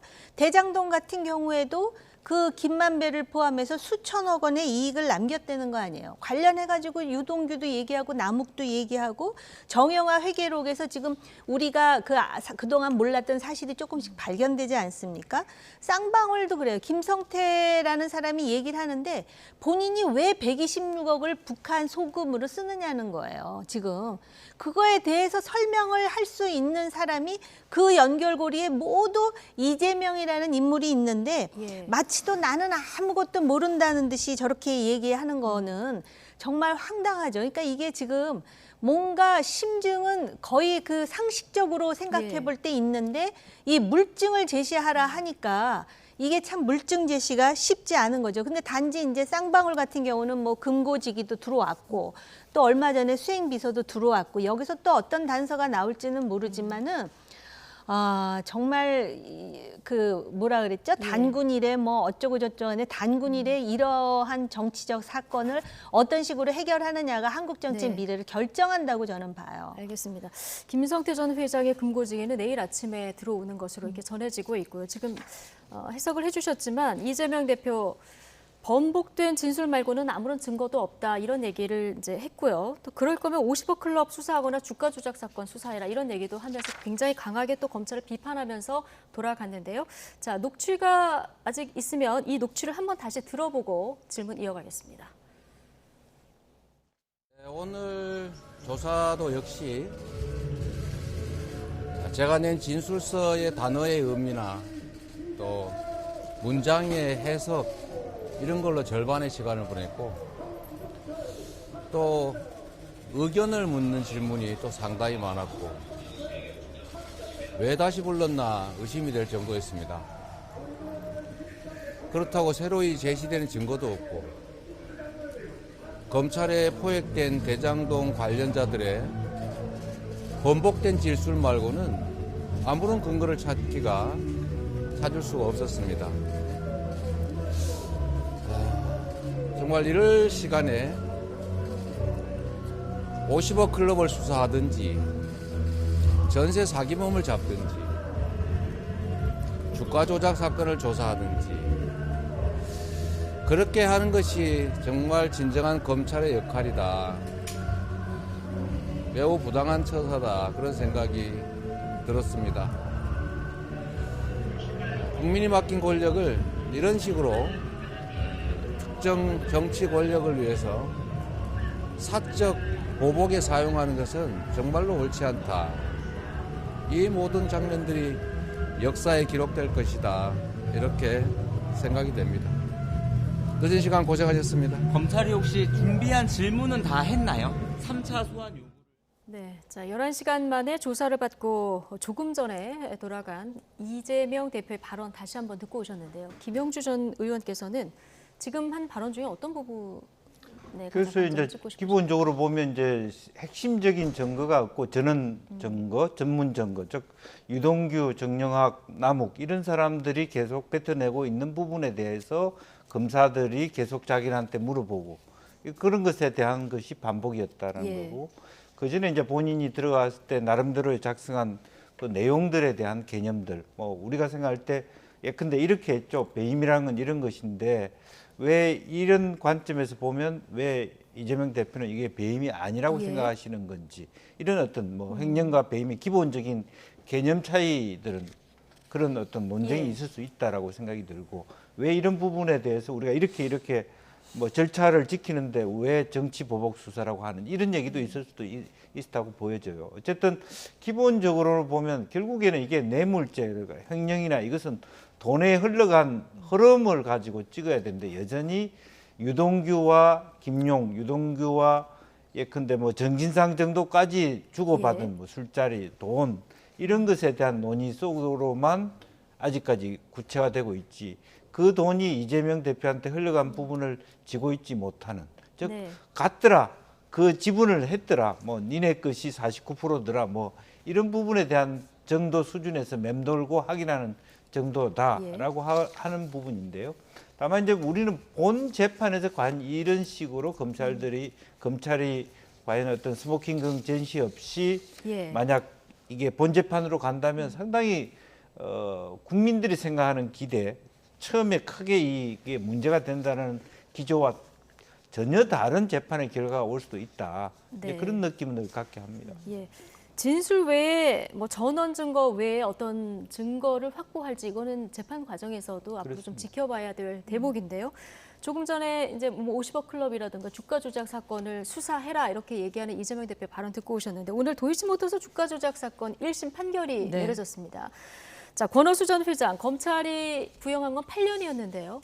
징역 2년에 집행유예 3년, 벌금 3억 원 이렇게 선고가 됐는데 그 재판부가 주가 조작이 있었다 이건 인정을 했어요. 그런데 성공하지 못했다. 오늘 판결 이유를 이렇게 설명했는데 어떻게 보셨습니까? 실패한 시세 조정 이렇게 표현을 했더라고요. 그러니까 실패한 주가 조작이기 때문에 검찰이 구형한 거에 비해서 권오수 회장의 형량이 상당히 줄어들었죠. 집행유예로. 그래서 이제 솔직히 이 사람들에 대해서 처벌하는 것의 동력은 상당히 많이 떨어졌고요. 또 상당액을 투자한 전주의 경우에도 무죄가 됐고요. 그다음에 처음에 그 주가 조작 단계를 3년을 5단계로 나눠가지고 그 이제 재판부에서 하는데 1단계의 경우는 이미 시효가 끝나서 죄가 있다 하더라도 공소시효 만료 이렇게 이제 얘기를 해요. 2009년 12월부터 2012년 12월까지인데 2010년 10월까지. 네. 그때까지는 공소시효가 끝났다. 그렇기 때문에 기각이다 이렇게 얘기를 함으로써 이제 대통령실에서는 거봐라. 전주도 무죄가 나왔고 그다음에 1단계는 이미 공소시효가 끝났고 그런 상황에서 그동안 야권이 김건희 여사에 대해서 가짜 뉴스로 스토킹을 한 것이다. 이렇게 얘기를 하는데 지금 야당의 입장은 이걸로 물러날 기세가 아닌 것 같아요. 물론 재판 전이긴 하지만 여론조사를 해보면은 특검을 해야 한다는 여론이 상당히 높은 것으로 나오지 않았습니까? 그런데다가 지금 계속 나오는 것이 그래 1단계는 그렇게 해가지고선 공소시효가 끝났다 그러는데 실제로 2단계 때 뭔가 투입이 돼가지고 이익을 보지 않았느냐 이런 얘기를 하고 또 심지어는 지금 소위 전주 한 사람의 경우에는 자신이 전주였지만은 적극적으로 대화에 임하거나 소통을 하지 않았기 때문에 무죄가 됐는데 과연 적극적이었는지 여부에 대해서는 조사할 필요가 있다 이렇게 나서고 있거든요. 그래서 이 문제가 단기일 내에 1심이 끝났다 해가지고 정리될 것 같지 않다라는 생각이 듭니다. 자, 어쨌든 이 재판이 관심을 받았던 거는 김건희 여사와의 연관성 때문인데 오늘 판결을 보면은 지금 정리를 해주신 대로 김건희 여사의 그 자금을 관리했었던 이모 씨 같은 경우는 고 김건희 여사 자금이 들어간 이때까지는 이제 면소 판결을 받았고요. 또 다른 전주죠. 손모 씨 같은 경우도 지금 무죄 판결을 받아서 오늘 판결로만 보면 1심 판결이 유지된다면 이건 김건희 여사한테 확실히 유리한 이런 판결입니까? 네.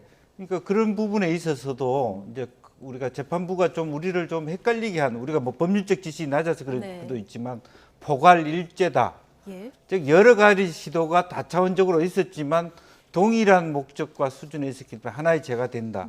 즉 2012년 전까지는 예를 들면 공소시효가 지나고 무죄라 하더라도 포괄 일죄로 했을 때는 여죄가 그 2012년 이후에 똑같은 선상에서 다른 시도가 있었다면 앞에 것도 같이 말하자면 우리가 같이 여전히 공소시효를 살려낼 수 있다라고 하는 야권에게 또 하나의 희망이 될 수 있는 부분이 있습니다. 이제 그렇기는 합니다만은 그럼에도 불구하고 이제 주범이 실제로 집행유예로 나왔다는 것. 그렇기 때문에 실제로 아무리 뭐 동조를 했다 하더라도 결과적으로는 실제로 전주라고 하는 사람도 실패했기 때문에 사실은 유죄로 하기가 어렵고 또 이게 서로 동인이 연결이 안 돼요.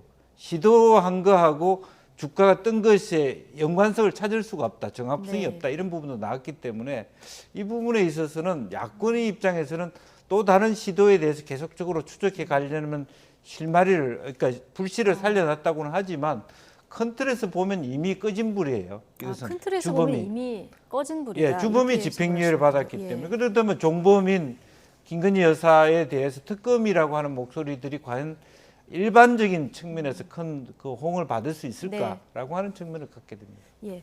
자, 대통령실에서는 더불어민주당의 주장이 깨졌다 이런 반응을 내놨는데요. 국민의힘과 민주당의 반응은 예상대로 극명하게 엇갈렸습니다. 양측 대변인 발언 듣고 오시겠습니다. 오늘 판결로 주가 조작이 아니라 뉴스 조작임이 명백히 밝혀졌습니다. 그런데도 더불어민주당은 사과하고 반성하기는커녕 주특기를 살려 법원 판결을 마음대로 해석하며 특검 주장을 포기하지 않고 있습니다. 지금과 같은 행태를 계속한다면 3년간 지속된 거짓말의 무덤에서 영원히 잠들게 될 것입니다. 김건희 여사의 주가 조작 범죄 혐의에 대한 수사와 처벌의 근거가 명확해진 것입니다. 그러나 살아있는 권력 앞에서 검찰은 순한 양에 불과합니다. 검찰은 범죄의 실체적 진실을 파헤치고 김건희 여사를 법정에 세울 의지도 능력도 없습니다. 남은 길은 특검뿐입니다. 남은 길은 특검뿐이다. 지금 검찰은 실체적 진실을 규명하기 위해서 계속 수사를 하겠다 이런 입장만 밝힌 상황인데요. 자, 민주당에서는 김건희 특검하겠다 공식화를 했고요. 여기에 얹어서 곽상도 의원 그리고 50억 클럽의 을 포함해서 대장동 특검도 같이 하자 오늘 이런 얘기까지 나와서 쌍특검 주장이 나왔거든요. 이거 실현 가능할까요? 민주당은 아마 계속해서 정치 공세로 몰아갈 것 같아요. 왜냐하면은 조금 전에 의원님도 말씀하셨지만 1심 판결이 나왔는데 큰 틀에서 보면은 거기 그리고 그 판결문에 김건희라는 이름 석자도 없거든요. 그럼에도 불구하고 그 소위 2단계 주가 조작의 상황 이렇게 해서 좀 깊이 들어가면은 달리 해석할 수 있는 여지를 여전히 남겨놨단 말이죠. 그래서 그런 상황에서 야당이 그걸 그냥 넘어가지는 않을 것 아닙니까? 또 특기잖아요, 야당이 그런 거. 그래서 제가 볼 때는 그냥 넘어가지 않을 것 같고요. 그다음에 그 곽상도 의원의 그 50억 클럽과 관련해 가지고는 그 재판 자체도 황당하다고 생각하는 사람이 많듯이 민심이 굉장히 안 좋거든요, 여론이. 그렇기 때문에 이걸 환기시키는 것이고 따라서 지금 서울지검에서는 그 곽상도 전 의원 사건과 관련한 항소 준비뿐만 아니라 수사팀을 강화하고 50억 클럽에 대해서도 수사를 좀 더 심도 있게 하는 것으로 지금 언론 보도에 나오는데 그걸 왜 진작하지 지금에서야 하는지 그것도 좀 이해가 안 가요. 그래서 검찰은요, 차제에 정말로 공정하게 뭔가를 하고 있다라는 모습을 보여주지 않는다면 국민들로부터 공복이라는 인식 이전에 자칫하면 영화 제목처럼 공공의 적이 될 수도 있어요. 그렇기 때문에 그걸 지금 이용하는 게 야당 아닙니까? 특검하자. 그냥 검찰을 못 믿겠으니 특검하자는 거 아니에요. 그러면은 사태가 더 커질 수 있죠. 어쨌든 내년 총선까지는 이런 식으로 야당은 계속해서 공세를 강화해 나갈 것 같아요. 이 주가 조작 관련해서 오늘 1심 판결 이후에는 국민 여론이 어떻게 변해가는지 이건 좀 지켜봐야 되겠습니다만은 어쨌든 곽상도 의원 건도 그렇고요. 전체적으로 이제 민주당이 특검을 주장하는데 여론도 흐름도 변수가 크게 될까요? 네. 아니 그런데 이제 그 여론이 굉장히 그 서로 그 엇비슷하게 찬반이 갈릴 것 같아요. 그러니까 실제적으로 지금 현재 여당 지지자와 야당 지지자들이 각각 자기 확정적인 근거를 하나씩 가질 수 있게 돼 있죠. 김건희 특검만 하더라도 이미 이것은 이제 끝났다. 다 김건희란 김자도 안 나온 그런 것을 뭘 틀어서 뭐 아무것도 나올 게 없다라는 부분이고 야권은 여전히 그 검찰이 갖고 있는 또 어떤 이중잣대 이런 것을 정치 공세를 통해서 계속 그 고삐를 잡아 채려고 할 것이기 때문에 누구에게 유리하다 일방적으로 가는 그런 흐름보다는 여전히 기존의 흐름처럼 팽팽하게 검찰에 대한 비판과 또 한편으로는 민주당이 무리수를 둔다라고 하는 비판이 맞설 것 같다. 결국 이재명 대표를 방탄하기 위한 그런 어떤 수다 이렇게 또 상대방은 공격할 것이고요. 그래서 그런 데 대한 어떤 서로에 대한 공감대, 각각의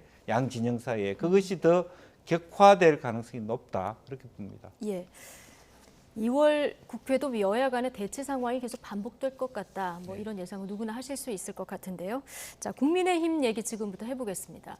자, 오늘 국민의힘 전당대회 본경선 진출자가 발표됐습니다. 당대표 후보에 4명 올라갔는데 많이 예상했던 후보들이 올라갔다고 봐야겠죠? 네, 그렇습니다. 예상하기가 어렵지 않았었습니다. 네. 그래서 4명이 올라갔는데요. 지금 아직까지 보통 이제 이렇게 4명이 올라가면은요, 그 뒤로 누가 1등이래 하면서 얘기가 다 나오거든요. 네. 아무리 입을 막으려 해도 막아지지 않고, 특히 1등을 한쪽에서는 얼마나 입이 근질거리겠습니까? 그런데 아직까지는 조용해요. 근데 앞으로 며칠간 조용하다 싶으면 이거는 결선 투표까지 갈 가능성이 꽤 있다라고 조심스럽게 예측은 가능하겠죠. 1, 2, 3, 4위 따로 순위는 발표 안 했는데 앞서 보여주신 그 당대표 최종 후보 4명의 얼굴을 보면 가나다 순으로 저희가 정리를 했을 때 김기현, 안철수, 천하람, 황교안 이렇게 돼 있었거든요. 요 순위대로 득표를 했을까요? 뭔가 중간에 좀 그러니까 국민들이 이제 헷갈릴 수 있죠. 저것은 사실 가나다 순일 뿐인데 봤을 때 누가 보더라도 대체적으로 이게 득표 순이다 이렇게 헷갈릴 정도로 다만 3, 4위가 그런 설이 나와요. 그냥 근거 없는. 황교안이 앞섰다더라, 천하람이 4위라더라, 뭐 황교안이 뭐 3위다더라 이런 얘기들이 나오고 있는데 그건 사실 다 근거 없는 얘기일 뿐이고요. 또 하나는 제가 환기시키고 싶은 것은 예비 컷오프까지는요 그냥 일반적인 여론조사 같은 느낌입니다. 그러니까 실제로 저런 1, 2, 3등에 보던 그 자체를 깊이 있게 생각 안 하고 가는 가능성이 있습니다.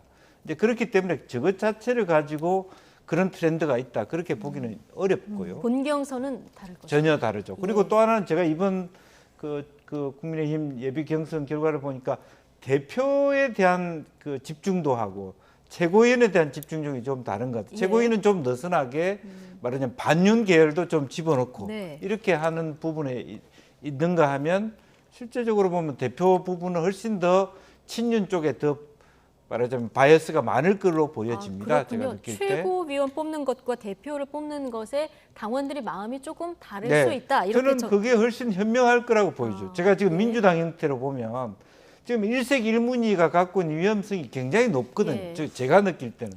오히려 그런 것보다는 당내에서 서로 견제하고 조금 파열음이 나더라도 그렇게 균형을 잡아가는 것이 당의 미래를 위해서는 더 좋을 수도 있다. 당원들은 그런 생각도 저는 할 수 있다는 생각이 듭니다. 자, 최고위원 그 일반에서 8명, 청년 최고위원 그 후보군 4명 후보군도 다 그 추려졌는데 지금 보시면 김용태 후보, 허은하 후보, 그리고 청년 최고위원 최종 후보도 보여주실까요? 여기서 보면 김가람, 김정식, 이긴, 장해찬인데 여기서 또 이긴 후보, 천하람 당대표 후보까지 해서 이준석계 후보들이 모두 살아남은 점이 가장 눈에 띄더라고요.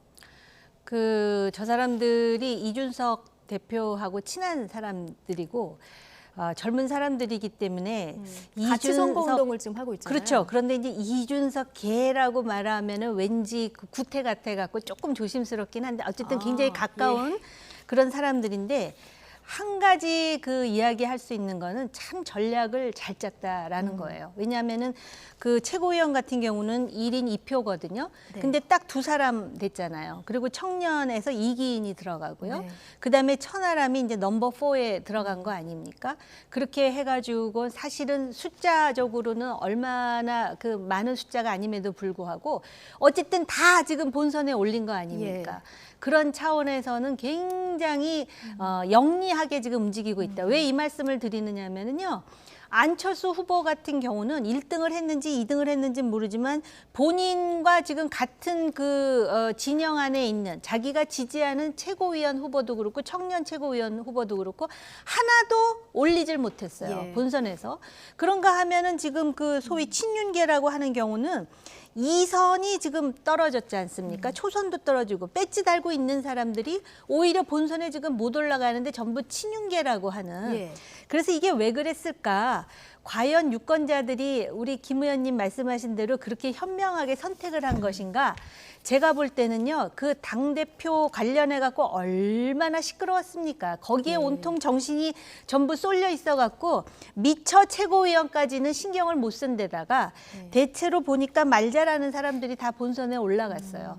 그래서 이러한 그 상황이 결국은 나중에 최종적으로 어떤 결론이 날지 굉장히 흥미진진한 그런 이제 그 경선이 됐고요.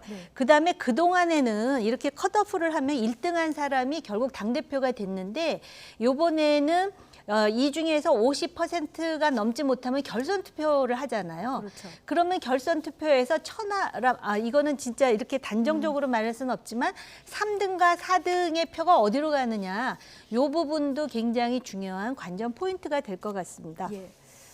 자, 어쨌든 지금 뭐 천하람 당대표 후보 포함해서 이 4명이 굉장히 전략을 잘 짰다 이런 얘기를 해주셨는데 이용, 박성중, 이만희, 이 친윤계 후보들은 다 떨어지는 바람에 자 앞으로 그러면 본 경선에 올라갈 때요.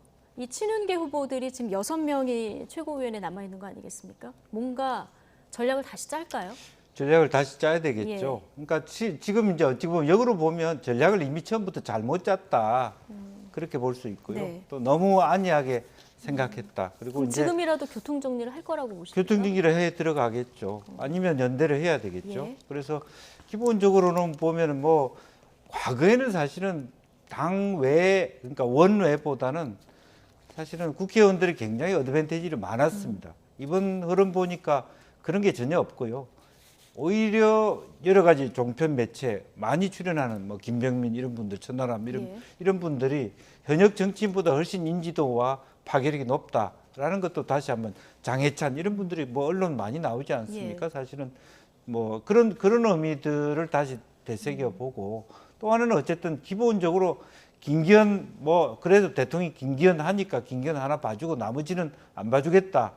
이런 어떤 당원들의 마음이 상해 있다는 것도 이 속에 포함되어 있다. 그렇게 봐야 될 것 지금 같습니다. 전당대회 과정을 지켜보면서 네. 여기에 조금 당원들이 화가 나 있을 수도 있다. 화가 나 있는 거죠, 지금. 예. 네. 자, 그런 점도 작용을 했을 것이다 이렇게 분석을 해주셨는데요. 자, 김기현, 안철수, 천하람, 황교안 이 4 후보 컷오프 진출 소식과 각각 소감도 밝혔는데요. 모두 강조점은 조금씩 다릅니다. 발언 듣고 오시겠습니다. 1차 투표에서 반드시 과반을 하는 것을 목표로 삼고 있습니다만 우리 당원들의 뜻을 그렇게 반영하기 위한 노력을 최선을 다해서 하겠다. 윤석열 정부를 성공으로 이끌려면 어떻게 해야 될 것이냐. 대통령과도 뜻이 잘 맞아야 되고 아울러 당내 분열 없이 대통합을 이루어야만 합니다. 지금부터 진검승부가 시작됩니다. 자신 있다 그 말씀 드리고 싶습니다. 수도권에서 이기려면 수도권에서 선거를 여러 번 치러봐서 수도권을 잘 알고 민심을 잘 아는 그런 대표가 필요합니다. 허은하, 김용태 그리고 마지막으로 이기인 후보의 이름이 딱 발표되니까 제가 좀 가슴이 뭉클하더라고요. 윤심팔이니 권력 해바라기니 이런 얘기들만 자꾸 나오고 있어서 여의도와 용산에서만 관심 있는 얘기들은 이제 좀 그만하고 국민들께서 정말 중요하게 생각하시는 민생과 미래의 비전을 다루자.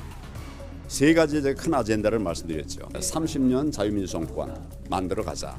그리고 당원 중심의 정당을 만들어 가자. 말씀을 드렸죠.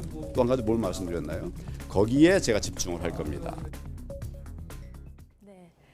네 분의 이야기 다 듣고 오셨는데 일단 김기현 후보 1차 투표에서 과반하겠다. 가능할까요? 조심스럽지만 결선까지 가야 재밌을 것 같다라는 생각은 들고요. 그리고 지금 어쨌든 그 천하람 후보와 황교안 후보가 가지고 있는 또 표가 있더라고요. 그래서 과연 그 지금 물론 대통령실에서 그렇게까지 지금 뭐 아예 노골적이라는 표현이 맞지 않습니까? 저는 오히려 이런 생각도 해봐요. 저렇게까지 했는데 만에 하나 예상치 못한 결과가 나오면은 그때는 얼마나 대통령실도 그렇고 저걸 어떻게 수습할까라는 생각이 들어요. 그렇게 하지 않기 위해서 이제 뭐 또 여러 가지 이제 전략을 짜가지고 남은 기간 동안 선거 운동을 하겠죠. 예. 자, 이 네 후보 중에서 뭐 천하람 후보가 당대표가 될 수도 있고요. 뭐 황교안 후보가 대표도 될 수 있습니다만 어쨌든 지금 흐름으로 봐서는 결선 투표까지 간다면 김기현, 안철수 이 두 사람이 나갈 가능성이 제일 커 보이는데 정호김 의원님 말씀해 주신 대로 그렇게 되면 이 천하람과 황교안 이 두 사람에게 있었던 표가 어디로 갈까 이 부분 굉장히 관심이거든요. 글쎄요. 저는 만약 결선 투표로 간다라면 안철수 후보가 아니라 천하람 후보가 예를 들면 2등이 물론 1, 2등이 되니까 2등이 될 수 없다는 부분이 있겠습니다만 레이스 과정에서 지금 다음 주부터 토론을 하기 시작합니다. 그렇죠. 그랬을 때 천하람 후보가 의외로 국민들과 당원들의 큰 흐름을 안고 2위로까지 치고 나갈 수도 있다 이렇게 있죠. 보시는 거군요. 지금 예를 들면 그래서 1위를 바꿀 수는 없고 뭐 조심스러운 얘기입니다만은 경우에 따라서는 2, 3위에 말하자면 어떻게 조직하고 어떻게 연대하고 어떻게 준비하느냐에 따라서는 그런 새로운 바람들이 천하람 후보에게 기회가 올 수도 있다. 그러면 진짜 모른다. 이런 생각들을 하게 되고요. 다만 이제 실제로 보면 또 정반대로 그런 것이 아니라면 결과적으로는 뭐 김기현 후보한테 몰빵을 해주는 그런 당원들의 시원한 어떤 뭐 그래 대통령이 이만큼 호소했는데 라는 어떤 결과 즉 결선 투표 없이 바로 50% 이상 득표할 수 있는 길도 있는 것 같다. 그렇게 보여집니다. 예. 자, 어제 김기현, 나경원 이 두 사람이 보수단체 행사에 나란히 모습을 드러내면서 이제 연대의 모습을 다시 한번 강조를 했는데 이후에 대통령실에서 입장이 나왔는데요. 나경원 전 의원의 용기 있는 선택에 감사한다. 이런 그 입장이 나왔어요. 어떻게 보십니까? 저 개인적으로는요. 대통령실에서 그냥 가만히 있는 게 더 낫지 않았을까? 이런 생각도 들고요. 최근에 일어났던 일련의 일들은 정말 여태까지 물론 한국의 정치, 현대 정치사가 길진 않지만 참 보기 드문 현상들을 계속해서 연출하고 있다라는 생각이 들거든요. 네. 나경원 의원이 얼마 전까지도 본인의 의사와 반대 없이 결국 포기를 하고 주저앉은 거잖아요. 근데 벌써 이제 김나연대 얘기를 하고 화사한 웃음을 지으면서 손을 잡고 이제 본격적으로 지원을 하고 물론 그게 대통령의 성공을 위해서 필요하다라는 자신들의 인식이 있기 때문에 그렇겠지만 그냥 상식적인 말씀을 드리자면 오히려 나경원 의원에게 제가 물어보고 싶어요. 본인이 안 하겠다고 당사에서 입장을 발표하면서 후배 정치인들에게 질서 정연한 무기력보다는 무질서한 생명력이 필요하다 그러지 않았어요? 그런데 후배들한테 그렇게 말하면서 자기는 질서 정연한 무기력 속에 주저앉아서 지금 있는 거 아닙니까? 그러다 보니까 그리고 나경원 의원이 그냥 의원이 아니잖아요. 중량감 있는 다선의 그래도 여당을 대표하는 몇 안 되는 중진 의원인데 과연 후배들한테 그런 모습을 보여주는 게 맞는 것일까라는 개인적인 의문이 들고요. 그리고 대통령실에서 물론 이제 어떤 것이 그 당이 대통령에게 협조해야 되는 것이다라는 걸 분명히 보여주긴 하는데 과연 그것이 그 대통령의 성공에 정말 순기능만 할까? 과연 대중들이 그렇게 생각할까? 그런 점에 대해서 한 사람도 생각하지 않는다면 그건 좀 문제가 있다고 봐요. 나경원 전 의원 측 관계자 발로 한 언론에서 나경원 전 의원도 당원이고 버틸 힘이 많지 않았을 거다. 자, 이런 보도도 나왔는데요. 김영주 전 의원은 어떻게 보십니까? 저런 얘기를 왜 하는 거죠? 예. 그러니까 본인은 굉장히 그 당을 위해서 스스로 내려놓았다.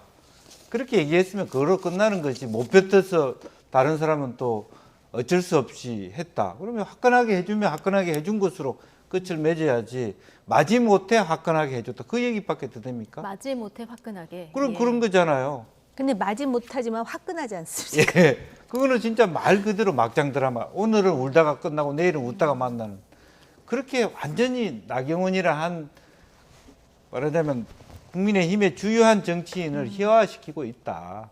네. 그렇게 봅니다. 알겠습니다. 지금까지 컷오프까지도 뭐 여러 가지 변수가 작용을 했는데 한 달 남았죠. 앞으로도 뭐 수많은 변수들이 지나갈 테니까요. 차분히 지켜봐야 될 것 같습니다. 정호김, 김영주, 전지국 두 분과 오늘 함께했습니다. 고맙습니다.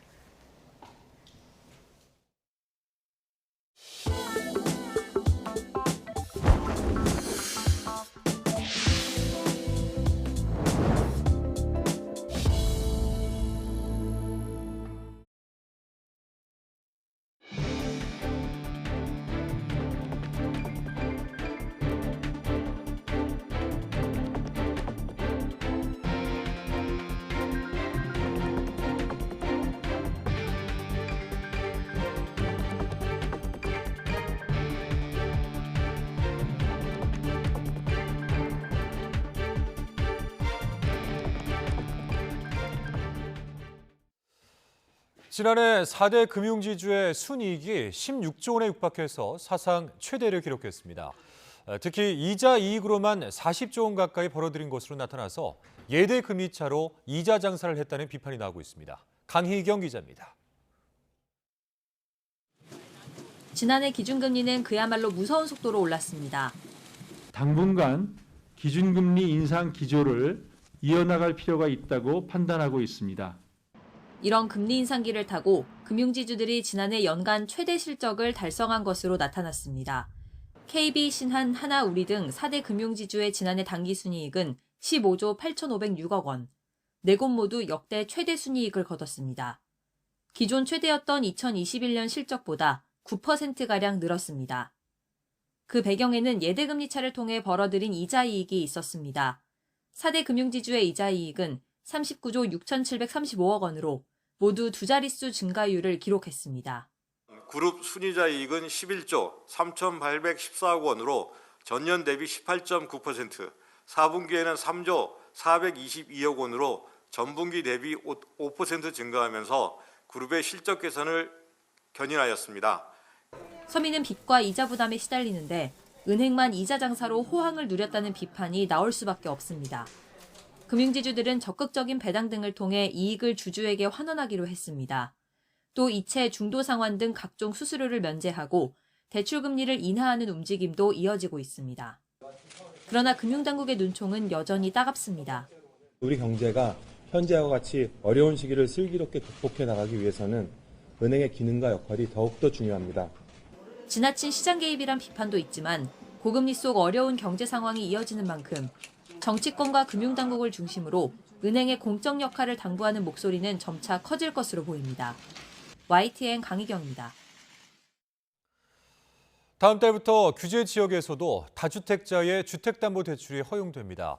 우선 지금은 대출이 안 되는 규제 지역 내 다주택자 주택담보대출을 주택담보대출 비율 LTV 30%까지 허용됩니다.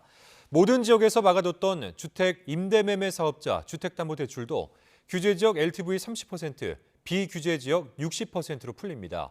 서민이나 실수요자의 경우 규제지역에서 주택을 사려는 목적의 주택담보대출 한도 6억 원은 폐지됩니다. 앞으로 수도권을 제외한 시도지사의 그린벨트 해제 권한이 기존보다 3배 넘게 늘어납니다.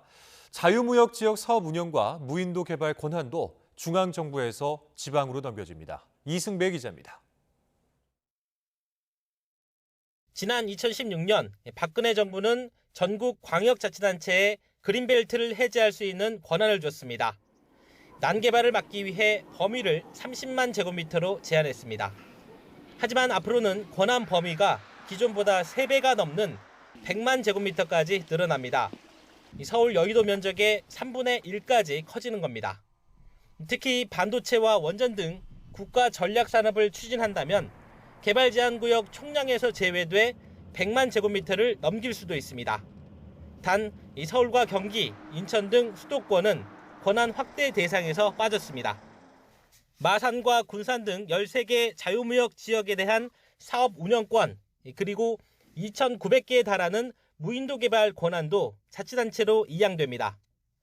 지역대학에 대한 재정 지원 역시 앞으로는 교육부를 거치지 않아도 되며 대중형 골프장을 지정하는 권한도 시도지사가 갖게 됩니다. 중앙에 집중된 권한을 지방으로 넘기겠다며 정부가 발표한 57개 과제 내용입니다. 경제산업이 22개로 가장 많고 국토, 환경, 해수 12개, 고용 8개 등 모두 6개 분야입니다.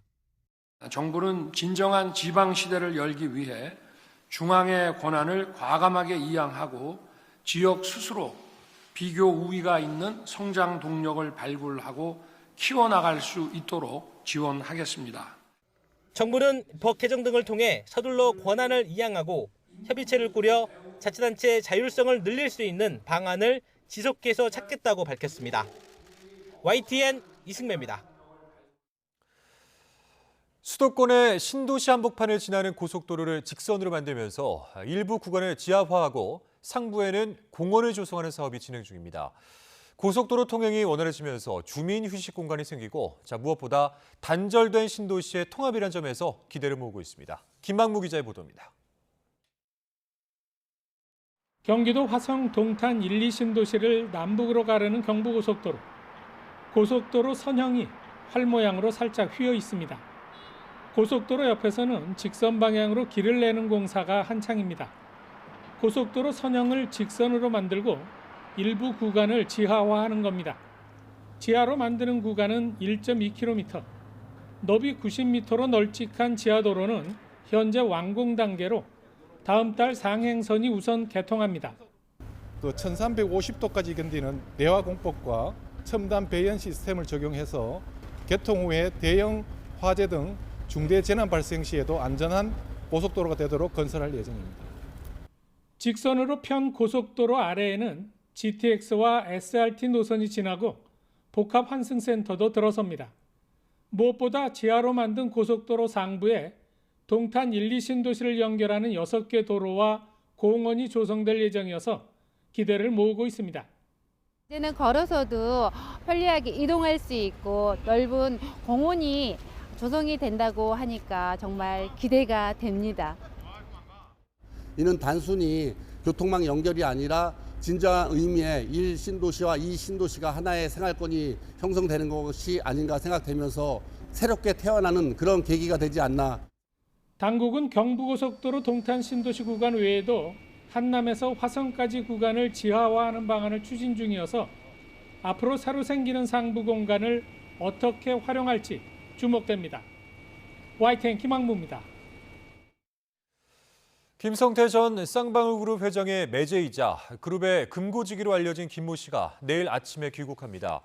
검찰은 태국 현지의 수사관들을 파견해 당국으로부터 신병을 인계받은 뒤 김 씨가 국적기에 타는 순간 곧바로 체포영장을 집행할 방침입니다. 검찰은 쌍방울그룹 자금 전반을 관리해왔던 김 씨를 상대로 김 전 회장 비자금 의혹과 대북 송금 자금의 출처, 이재명 대표 변호사비 대납 의혹 등을 집중적으로 조사할 전망입니다.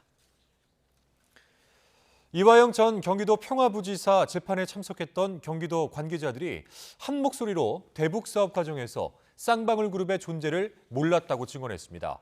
수원지방법원은 오늘 뇌물과 정치자금법 위반 등의 혐의로 기소된 이 전 부지사 재판에 경기도 전현직 공무원들을 불러서 신문했습니다.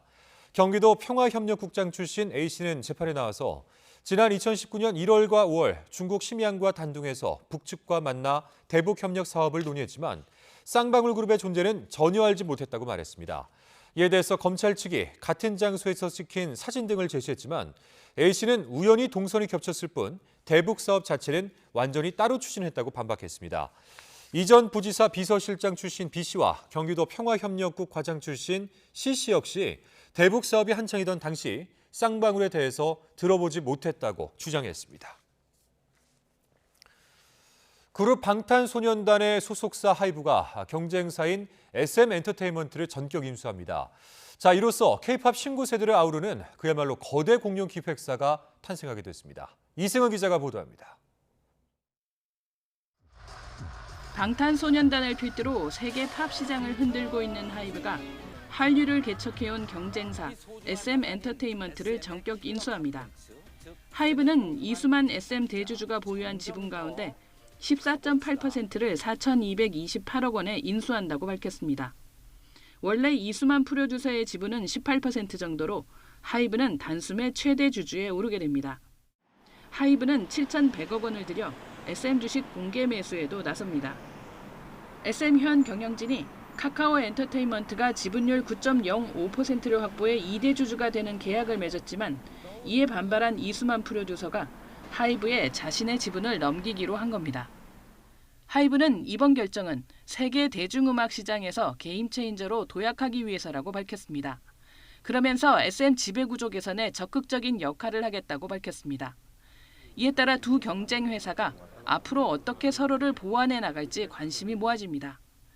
하이브에는 방탄소년단을 필두로 깜짝 성적을 내고 있는 신예들이 포진해 있습니다. SM도 동방신기와 슈퍼주니어, 엑소, NCT, 에스파 등 경쟁력 있는 신구 그룹을 보유하고 있습니다. 이 북미 시장을 중심으로 강력한 파워를 형성하면서 엔터 매니지먼트까지 멀티 채널을 하고 있는 하이브와 기존의 아시아권을 중심으로 강세를 보이고 있는 SM의 연합은 한마디로 글로벌 K-팝 경영 전략의 시너지 효과를 낼 가능성이 높다. 갈등도 남아 있습니다. SM형 경영진은 앞서 이번 인수는 적대적 M&A라며 반대 입장을 밝혔습니다. 카카오가 SM 추가 지분 매수에 나설지, SM의 1인 집중적이고 불투명한 경영 시스템이 어떻게 정리될지, 이수만 프로듀서의 경영권 회복 시도 여부도 관심사입니다. 다음 달로 예정된 SM 주주총회에 관심이 쏠리고 있습니다. YTN 이승은입니다. 신통방통한 대답으로 요즘 세계적으로 인기를 끌고 있는 인공지능 챗봇 챗GPT가 국내 AI 중엔 카카오와 네이버를 적수로 지목했습니다. 국내 AI 기업 상당수는 이 챗GPT를 혁신이라기보다는 흥미로운 접촉면 확대로 보고 도전장을 냈고 일부는 협력을 위한 연계를 추진하고 있습니다. 이승윤 기자입니다. 뛰어난 창의성으로 주목받는 초거대 AI인 챗GPT. YTN에 대한 시를 지어달라고 하자 멋진 영시를 바로 지어냅니다. 일부 미국 대학가에선 사용 금지령이 내릴 정도로 파급력이 커지고 있는 상황. So let's say writing an essay that you do in about 2 weeks, and then all you have to do is press enter. And just like that, the AI will begin to generate a complete essay that's worth about 20% of your grade in about 20 seconds. 2021년까지의 정보를 토대로 한 데다 한국어 정보는 부족하다 보니 우리나라 대통령이나 YTN 관련 답변에선 부정확한 대답도 가끔 나옵니다. 챗GPT에게 한국 내 경쟁자를 뽑아보라고 하니 카카오와 네이버를 언급했습니다. 이에 카카오는 챗GPT의 단점이 명확해 구글 검색의 일부 대행에 그칠 것이라며 한국어에 특화된 대화형 AI 개발에 박차를 가하고 있습니다. 네이버는 챗GPT는 실제 서비스가 아닌 체험 목적의 데모 서비스에 불과하다며 초거대 AI의 상용화가 관건이라고 평가했습니다. 통신 회사들도 관심입니다. KT는 챗GPT의 한국어 데이터가 부족하고 잘못된 정보도 다수 있어 사업 적용이 어렵다며 사업에 최적화된 초거대 AI를 만들 예정입니다. LG는 계열사가 속한 산업 전문 데이터를 학습한 초거대 AI로 인간을 돕는 전문가 AI 개발에 초점을 맞추고 있어 챗GPT와는 방향 자체가 다르다며 선을 그었습니다. SK텔레콤은 자사의 성장형 AI 서비스 ADAS의 지식 대화에 챗GPT를 접목시켜 방대한 정보를 활용한다는 계획입니다. 신선한 충격을 안겨준 챗GPT의 등장에 국내 AI 업체들의 맞대응도 다양하게 전개되고 있습니다. YTN 이승윤입니다. 컨테이너나 가스를 실어 나르는 대형 선박들은 보통은 디젤 엔진을 사용합니다. 엔진이 큰 만큼 연료비 부담이 크고 또 온실가스 배출도 상당한데요. 이런 단점을 줄이고자 소형 원자로를 동력원으로 쓰는 기술이 개발되고 있다고 합니다. 이훈재 기자가 보도합니다. 넓은 바다를 가르는 대형 선박, 컨테이너 8,600개를 한 번에 실을 수 있는 선박에는 하루 300톤 정도의 연료가 들어갑니다. 승용차 5,000대가 움직일 수 있는 양입니다. 국내 최대 상선업체는 한 해 연료비로만 1조 원이 넘는 돈을 씁니다. 많은 기름을 태워서 움직이는 만큼 온실가스 배출도 만만치 않습니다. 작년에 약 1조 5천억 원 정도 연료유의 비용을 썼습니다. 이제 그 부분이 굉장히 큰 부담이고 온실가스 규제 그 부분에 대한 이제 대처를 해야 되는 문제가 있습니다. 이런 문제를 해결할 대안으로 소형 원자로가 떠오르고 있습니다. 최대 300메가와트 전기를 생산할 수 있는 원자로를 대형 선박에 엔진 대신 달아 동력으로 쓰는 겁니다. 한번 연료를 충전하면 30년 이상 발전이 가능해 추가 비용 없이 선박 수명만큼 운항할 수 있고 온실가스 배출도 없는 게 장점입니다. 이제 냉각제하고 이제 해결료가 같이 이제 섞어서 이제 같이 하기 때문에 이제 부피를 굉장히 소형화할 수 있고 특히 원자력의 특징이 연료를 충전을 해두면은 이제 장기간 연료 교체 없이 그렇게 이제 사용할 수 있는 그런 장점이 있고 선박 운송 시장에서 화석 연료를 대체할 연료로 주목받으면서 여러 나라가 개발에 나선 가운데 국내 기업과 연구원, 지자체가 손을 맞잡았습니다. 세계에서 서로 지금 개발 중에 있는데 우리가 먼저 개발해서 세계 수출도 할 수 있고 이런 기업들이 들어서 제조를 하면은 우리 경주, 경북에 많은 영향이 있을 거로 도움이 될 거로 생각합니다. 핵잠수함과 비슷한 원리인 만큼 군함에 이 기술을 적용하면 해군 전력 상승에도 도움이 될 것으로 보입니다. 원자력, 조선 등 분야에서 세계적 기술을 갖춘 우리나라가 새로운 해양 선박 에너지원 개발에서도 앞서 나갈 수 있을지 주목됩니다. YTN 이윤재입니다. 윤석열 대통령이 친환경 선박 등을 중심으로 조선 산업의 경쟁력 강화를 지원하고 지속 가능한 성장을 뒷받침하겠다고 밝혔습니다. 윤 대통령은 오늘 오후 현대중공업 군산조선소에서 개최된 선박 블록 첫 출항식 행사에 참석해 우리 조선 산업이 다시 활력을 띠고 있다면서 이같이 말했습니다. 군산조선소는 지난해 10월 5년 만에 재가동됐는데 이후 처음 생산된 선박 블록을 울산항으로 수송하는 것을 기념하는 행사가 열렸습니다. 새학기부터 등교 시 발열 검사가 중단되고 급식실 칸막이도 사라집니다. 자가 진단 앱도 코로나19 의심 증상이 있거나 가족이 확진된 경우 등에 한해서 참여가 권고됩니다. 김연아 기자가 보도합니다. 안녕. 카메라 좀 봐주세요. 학교에 올 때마다 발열 검사를 시작한 지도 어느덧 3년. 새학기부터는 이런 모습이 사라집니다. 학교 방역이 대폭 완화되는 겁니다. 불안한 마음도 있긴 한데 지금은 어느 정도 면역력을 좀 스스로 키워야 될 때라고 생각을 해서 증상이 있는 아이들은 이제 부모님이 스스로 좀 등원 안 해주시고 그런 좀 개인적인 노력을 해야 될 것 같아요. 교실에선 아직 마스크를 쓰는 게 일반적이지만 서서히 자유롭게 변하고 있고 이렇게 앉아있을 때는 벗어도 된다고 하셨잖아요. 그럼요. 선생님들도 언어 교육을 방해했던 마스크를 벗으면서 대화가 훨씬 편해졌습니다. 3월부터는 급식실 칸막이도 사라집니다.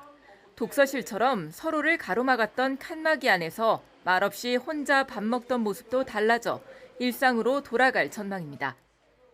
친구들 얼굴 보면서 막 떠들어서 급식실이 밥을 못 먹을 정도로 시끄러워질 것 같아요. 친구 얼굴을 보면서 밥을 먹으면 기분이 좋아져요. 밥 먹을 때 더 기뻐질 것 같아요.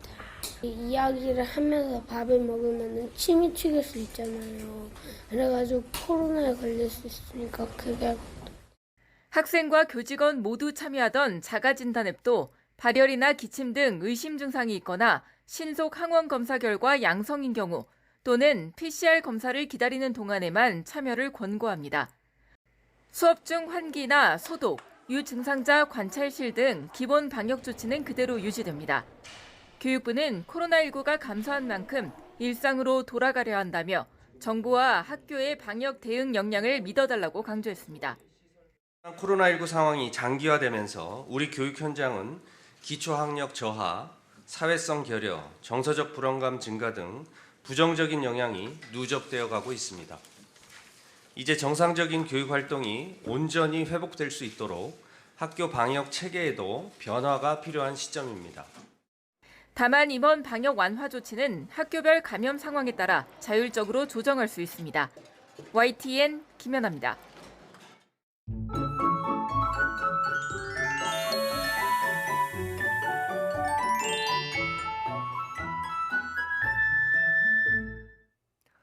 주말인 내일은 초봄처럼 온화한 날씨가 이어지겠습니다.